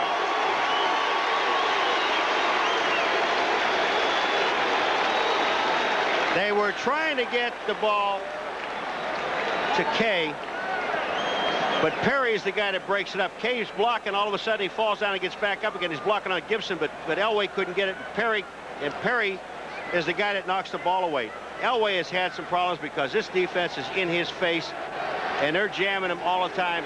Look, it looks like right now Elway's got time. The defensive secondary is just making great coverage. There's Clarence Kay there. No way to get the ball there because Perry knocks it down.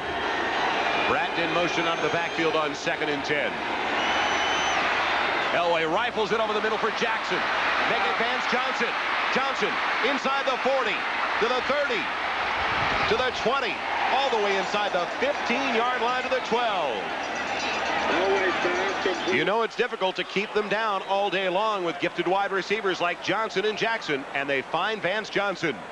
They find Vance Johnson, and I said that the Cleveland Browns, they have a high-risk defense because they like to play a lot of man-to-man coverage. Now, Harper is supposed to be covering on Johnson. He doesn't, but watch what Harper does. He's the man that has the angle and makes the tackle and saves the touchdown. The ball is at the 12-yard line. When you take a look outside, Harper's going to be out here, and he's the guy that's going to have to be covering these two guys here that's man-to-man coverage. 68-yard reception. Makes it 1st and 10 to Cleveland 12. Bobby Humphrey on the give.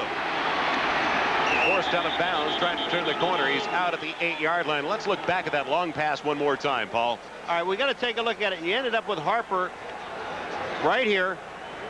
And I believe those are the two guys that are going to come down here in the middle. When that happens, you're looking at one-on-one coverage, but Harper does stay with him and make the play. Vance Johnson comes in. Bang, he makes the catch. And Harper chases him and saves the touchdown. It's not often you see Vance Johnson caught from behind. 2nd and 6 with the ball at the 8. Delay to Humphrey. Stacked up at the 5. Carl Hairston, the first one to wrap up the running back. And now it's going to be an interesting decision for John Elway and the Denver offense with 3rd and 2 inside the 5-yard line. Extra defensive backs coming in now for the Cleveland Browns. They bring in Tony Blaylock and Stephen Braggs. 3 wide receivers split out for Elway. Winder the only one in the backfield. And Elway's going to use his first time out in the second half. Be pretty tough to hear his signal call anyway, with the noise down to the end zone in front of the Dawg Pound. Big decision coming up for Denver. Trailing by 10, the Denver Broncos are facing a 3rd and 2 inside the 5-yard line of the Cleveland Browns and in front of the noisiest area in all of Cleveland Stadium. Well, after John Elway took the timeout, then he went to the official and say, hey, the noise is loud. And he's going to, I would imagine, if he can't hear, he's going to step away from this. He's came into the huddle just now, and he looked at the referee and just said, hey, wait a minute. If I can't hear, I'm coming out. 3rd and 2 with the ball at the 4-yard line. Split in the backfield. Denver today 0 of 6 in 3rd down conversion. Their biggest so far. It's Humphrey up the middle. He's got the first down. He's got the touchdown. Flags down in the play, though.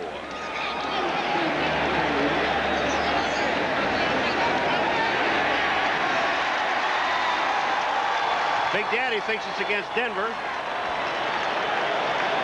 He's been around long enough. He can referee if he wants. Illegal formation. Number 76 was uncovered. Third down. Joel, did you see when Elway got out of the huddle, the guys were standing there saying the noise? He said, get up to the line of scrimmage and get where you're supposed to be. He was shoving one of his players into a different position out of the huddle.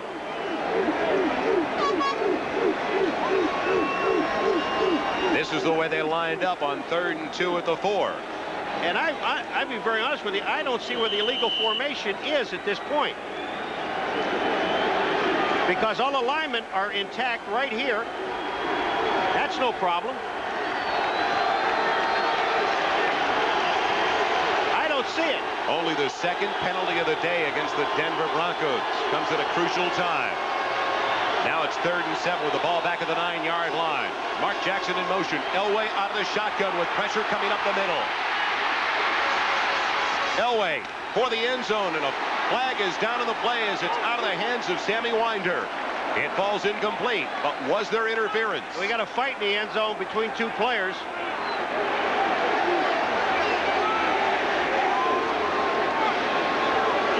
If there's going to be pass interference, it's got to be on Clay Matthews, number 57, because he didn't play the ball, he played the man.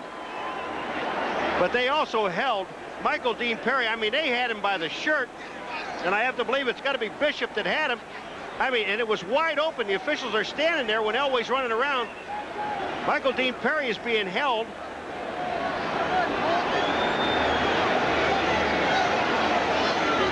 Tom Dooley, the referee, sorting things out with his officials. He's getting a little testy. He doesn't want that official to put his arm around him. Here on national television, you know, don't put your arm around me here. An incredible play again, though, by John Elway when it looked like there was nothing available. He found Sammy Winder right on the goal line. Well, nothing available. Personal foul there, but there's a holding penalty. They got 2 against Cleveland, 1 against Denver. You'd have to believe the personal fouls will offset each other. Dead ball fouls, Paul, after the play was over. And the holding call would go against Cleveland. All right, Clay Matthews is the man that's going to be covering Sammy Winder, and I think that's a pass interference where he is. We have holding, defense, offsetting, personal fouls, offense and defense, replay, 3rd down. They'll do it all over again. But I'm going to tell you, they held Michael Dean Perry all over the field and didn't call it, and it was wide open. Michael Dean Perry is right here, and just watch what happens when he comes in. Watch the holding. Look at his arm. They're dragging. Bishop's got him by the throat, and the official's standing right there. Now, the defensive penalty was against Matthews, number 57, in the end zone, because he was playing the ball right here instead of playing the man, and they called pass interference there. It'll be 3rd down once again. 3rd and 7 with the ball at the 9-yard line of the Browns. Inside give to Winder. Goes nowhere. Robert Banks tripped him up at the line of scrimmage.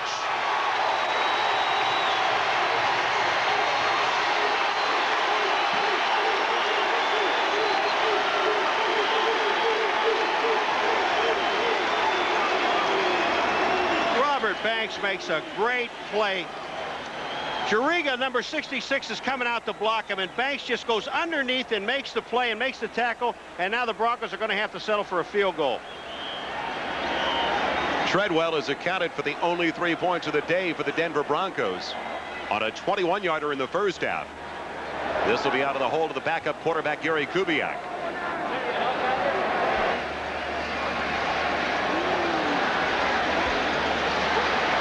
Will the clock operator please reset the clock to 2:30? 2:30 on the clock. Right now there's 2:22 left in the 3rd quarter. So they'll put 8 seconds back on the game clock.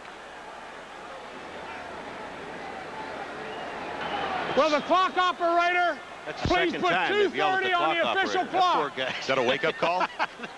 They yelled at him twice. All right, he's got it now. He's got it. It's a tough wake-up call in front of 80,000. Oh.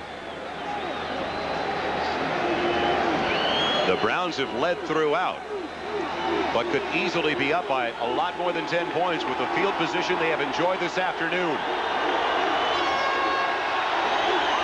It'll be a 26-yard attempt for Treadwell. He's 8 of 8 on the season. Booms it right through the uprights.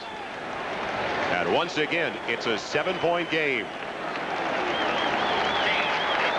So after a lot of confusion and a number of penalty flags, the Browns defense comes up big on 3rd and 7 from the 9-yard line. Big play by Robert Banks in his 3rd year from Notre Dame. You know, I like to see they give the player's number when he's holding or it's his infraction. They ought to learn the clock operator's name and give his name. You know, just so people know who the guy is. It's messing up the.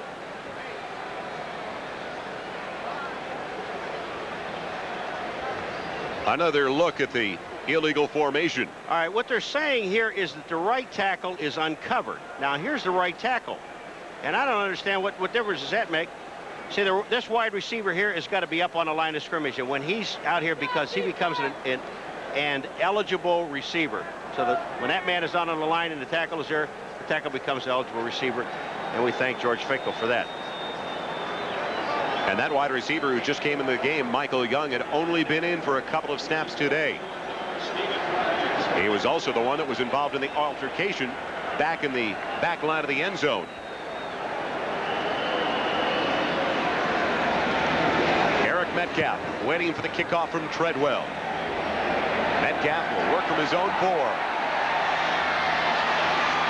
And Metcalf sliding down across the 20 at the 22-yard line. Good coverage by the special teams of the Denver Broncos.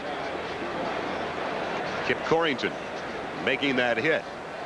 Kansas City still clinging to that 3-point lead that they had at halftime. Houston trying to bounce back from a heartbreaking loss in overtime to Buffalo last week.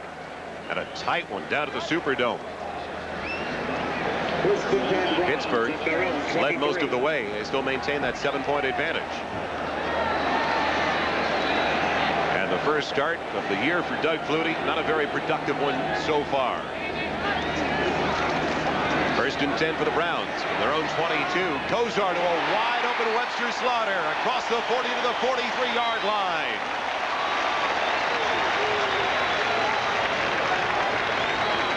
Joe, when you give Bernie Kosar that much time, and we're talking about a patched up offensive line, and here's Kosar hitting Webster Slaughter.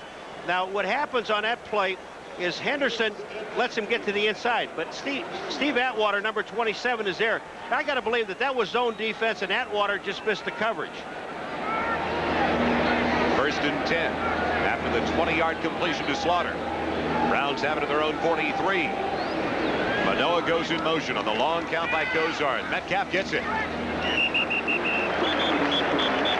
Metcalf tripped up after moving it past the 45 to the 47-yard line by the strong safety Dennis Smith.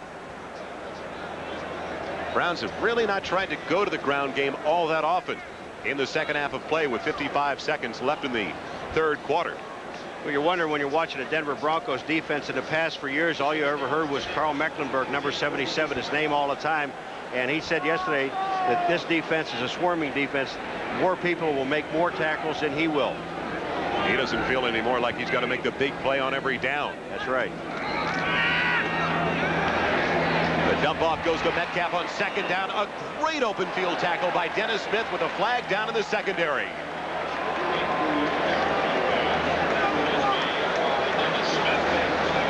They don't come much better than that open field tackle by Smith. No, Dennis Smith read it. And Ozzie Newsome, it may be offensive pass interference or a pick play. Ozzie Newsome was downfield, and he's the one that ran right to the official complaining. But that was a tremendous play by Dennis Smith to get Eric Metcalf in the open field like that, but he had the jump on it. Cleveland has been their own worst enemy with all these penalties in the second half. It'll be declined by Denver. Dennis Smith is playing a strong safety position, and he's the offensive guy pass interference. Number 88, the penalty is declined. It's third down. They call it on Reggie Langhorne, the wide receiver. Took it over like who, me? I thought that was Ozzie. One interesting comment Dan Reeves made to us yesterday in regard to his defense. He wondered why more younger players weren't making his defensive unit. He thought if the system was too complicated, then he was going to have to change the system, which he did, going to Wade Phillips. This should be the final play of the third quarter. On 3rd and 10 from the 43. Pocket holds up, and Kosar will run. Huge hole up the middle. Kosar for a first down into Denver territory. All the way to the 34-yard line. So when we come back to start the fourth quarter, the Browns will have the ball after the scramble by Kosar. And the Browns also clinging to that 7-point lead. Final play of the third quarter. Bernie Kosar reels off the longest run of his career. Watch this. Now, Bernie's going to look back.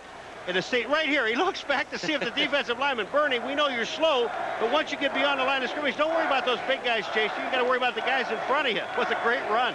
And that's the problem. Denver, they don't feel he's going to run. They know he'll move sideways in the pocket, but never run upfield. There was no one to cover him. Again, Cleveland has it deep in Denver territory. 1st and 10 at the Broncos 34 with Langhorne in motion. Keith Jones for very little up the middle. But he keeps those wheels spinning and takes it all the way for 4 yards to the 30-yard line. All right, let's go back to the illegal formation. The illegal formation reads that you can't have a lineman uncovered, a 70, a 60, or 50 number uncovered. And what happened is the split end on the side where the tackle is has to be up on the line of scrimmage, so that now the tackle is playing his normal position. If he's off the line of scrimmage, it makes the tackle a legal or an illegal receiver, and that's why they made the call. It's now 2nd and 6 with the ball to the 30-yard line. Manoa, the only one in the backfield with the tight end Newsome in motion.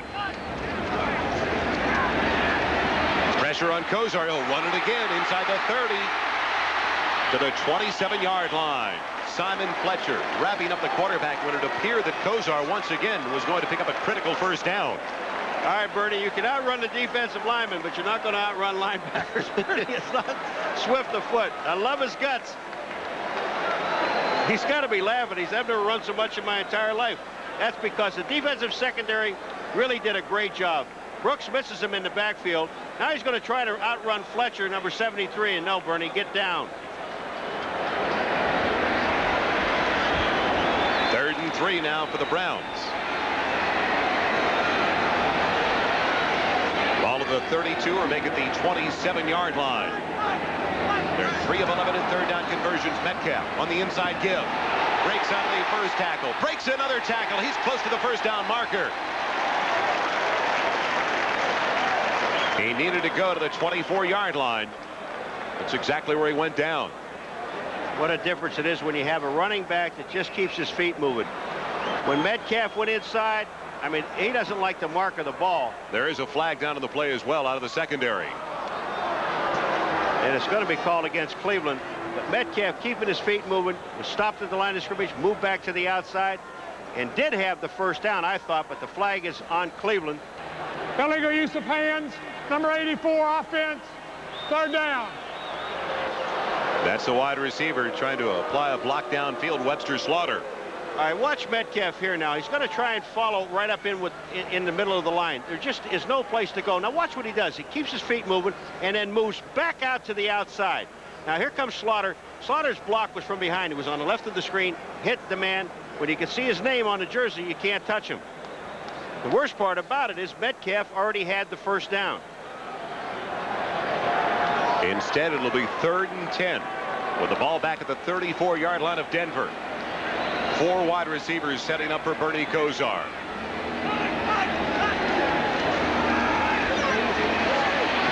Kosar throwing it away as it was almost picked off. Throw it way ahead of his intended receiver Langhorne. Almost intercepted by Randy Robbins. Kansas City still maintaining that 3-point lead. Houston adds to their advantage over Miami. One of the closest games of the day down at the Superdome. Pittsburgh looking for their 2nd straight, while the New York Jets try to even their record at 2-2. And Minnesota in control in the 4th at home. A couple of other scores. New England finally gets a touchdown with Doug Flutie guiding the offense today. And Atlanta winning on the road at Green Bay. Wagner in to punt it away. Bell back deep as Wagner will try to angle it, but it goes down the middle instead. And it hits just before the goal line. The Browns down it inside the 5. They love him again, Joel. Been a tough day for that young man, Brian Wagner. 3rd year out of Cal State Northridge. But he comes through early in the 4th quarter. We'll be right back after these messages from your local station. Back around their own goal line once again, starting with the ball. 1st and 10 at their own 4. And in the 4 possessions of the second half of the Denver Broncos, they've started now at their own 4, their own 20, their own 8, and also the Denver 18-yard line.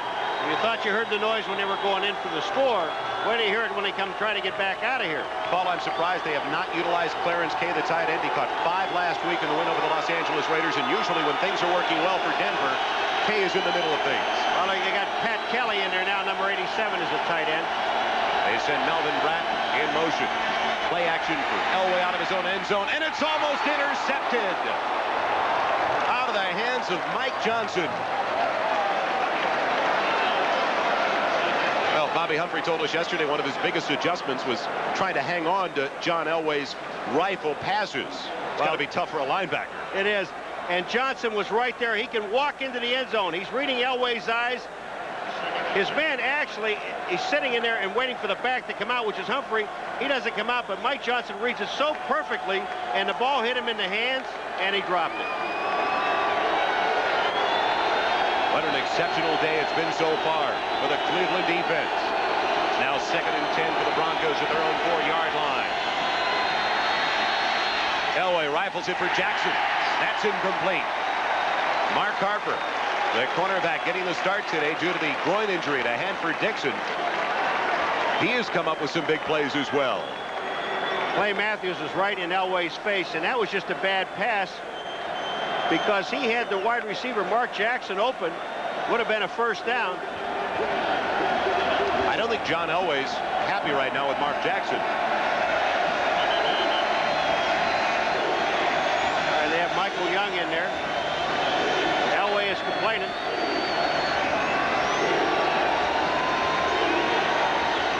Flying debris, we're going to change ends of the field. 3rd down. Now the Dawg Pound throwing things out of the end zone seats. I've never seen this done. John Elway asked for it, and he received it.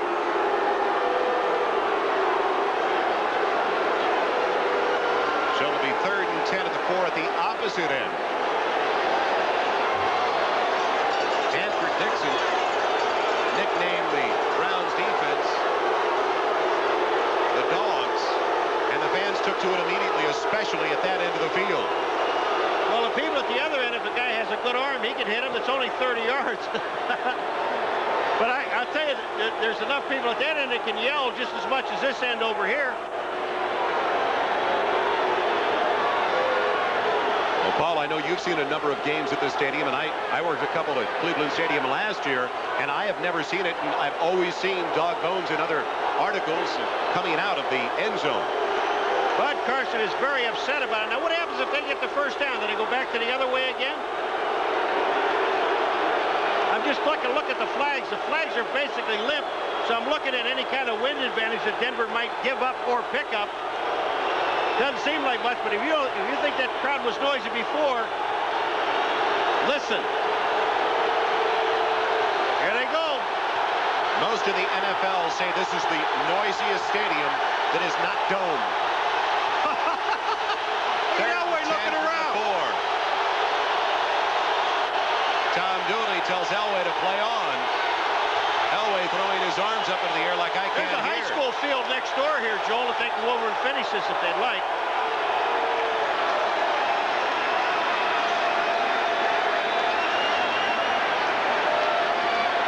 Now with the new rule in the NFL, the home team can lose timeouts after the first warning from referee Tom Dooley. And you really don't want to cause it in any game, but especially in this game, you know, when you're looking at how close this game is and remembering what Elway can do to you going up and down the field with him throwing the ball. He may be having a bad day so far, but that can turn around in a heartbeat. We have talked to the defensive captain to help control the noise. Thanks for your cooperation. Oh, you're very welcome. That disclaimer provided by Tom Dooley. And it's really going to help. And watch this. Critical play coming up for the Dog defense, as they call it. Cleveland trying to beat Denver for the first time since 1974. And Denver yet to convert on a 3rd down today. 3rd and 10 from the 4. Elway going deep and throwing it away. Flag down on the play. Young went to the inside. Jackson over to the near side. Pass wasn't close to either of those two receivers. Frank Minifield really upset when he saw the flag go into the air. It's going to go against Denver, though.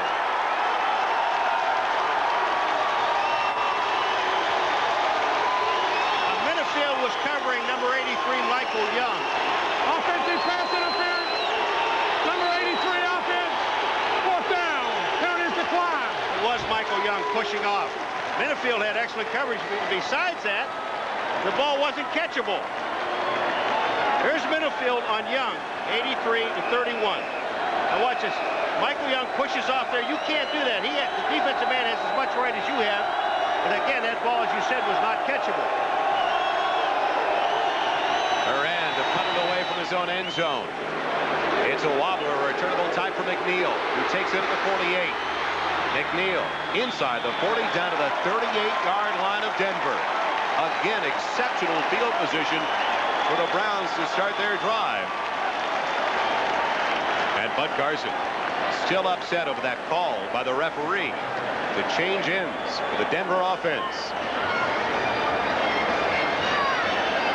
It'll be 1st and 10 inside the 39 when we come back for Cleveland. Today at Cleveland Stadium, but while we were away, Bernie Kosar was trying to get Tom Dooley to turn things around one more time. 1st and 10. Cleveland's got it. Just outside of the 38-yard line of the Broncos. Kosar will call a timeout.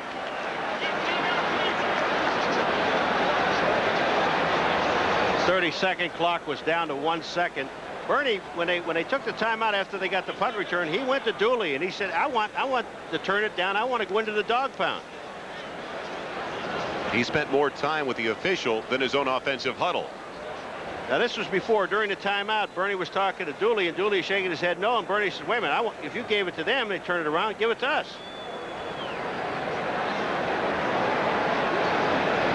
I think that's the first time we've seen a smile out of Tom Dooley today. Poor baby's had a tough day. It's been a tough day as well for the Miami Dolphins and Don Shula. Washington with their first lead of the day at the Superdome in the 4th quarter over the Saints. Pittsburgh has extended their advantage over the Lions now at the Silverdome, and it's all tied up between the Colts and the Jets, with Minnesota in control at home, and Buffalo up by 21 of the Patriots and Doug Flutie. 1st and 10, just outside of the 38. Metcalf on the reverse gives it off to Langhorne. The blocking not there. Langhorne in no man's land with flags on the play, and he's down to the 49-yard line. And you're going to have a holding penalty on Ted Banker, number 68. Denver talked about this yesterday. They said, we know they're going to run a reverse, and we talked to the Cleveland people, and they said, we would like to get the reverse done early in the game. This isn't early in the game. There's 12 minutes to go in the 4th quarter. Again, though, Cleveland killing themselves with penalties when they get the great field position. They've had super field position all day long and have only been able to put 13 points on the board. And that's just by stupid penalties. Illegal use of hands. Number 68 offense. Penalty is declined. 2nd down. They call it on Ted Banker, the left guard, his 6th year out of Southeast Missouri State. They'll decline the penalty because it was a loss of 10 yards. The average drive for Cleveland has started at their own 48-yard line. It's now 2nd and 20. Back at the Broncos 49.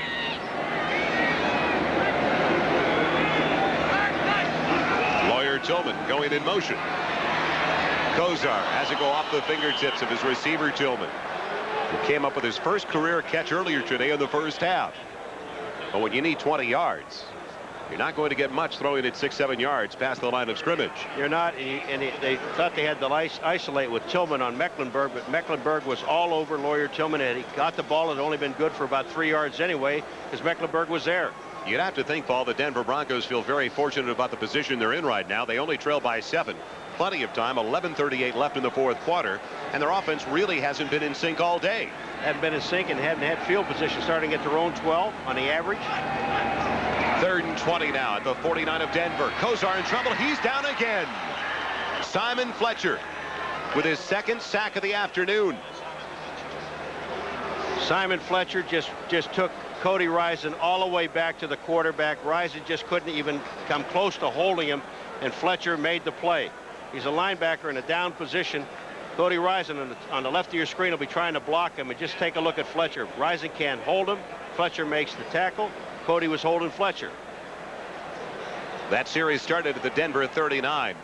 And now they're punting from the line of scrimmage for Cleveland, their own 43. Wagner into punt to Ken Bell. Barely gets it away in time. Bell bobbles it at the 20. Diving for it. It appears that he came up with it. Yes, he did. Near the 24-yard line. Keith Jones, the first one down there for the Cleveland Browns. So the Broncos get it back, still down by only 7. One of the very best in NFL history, Jim Brown, watching today's game in the owner's box. You see Art Modell as well. And on that last punt, the Cleveland Browns almost got another break. Ken Bell couldn't hang on to it. Ken Bell just took his eye off the ball, but he had enough presence of mind to get back and get on the ball. Don't try to pick it up, just fall on it. Double tight end set. They've got Pat Kelly and Clarence Kay in there. Winder the only one in the backfield as Elway fakes the pitch. He's got problems and almost throws the interception to Grayson.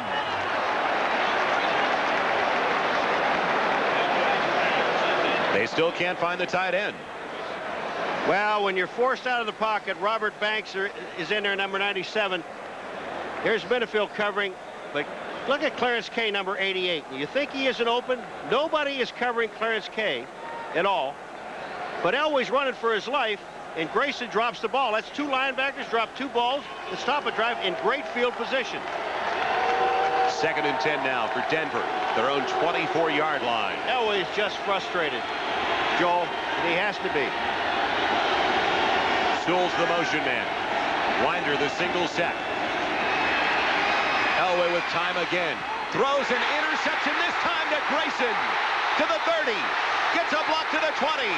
Flags down on the play, and he's out of bounds at the 10-yard line.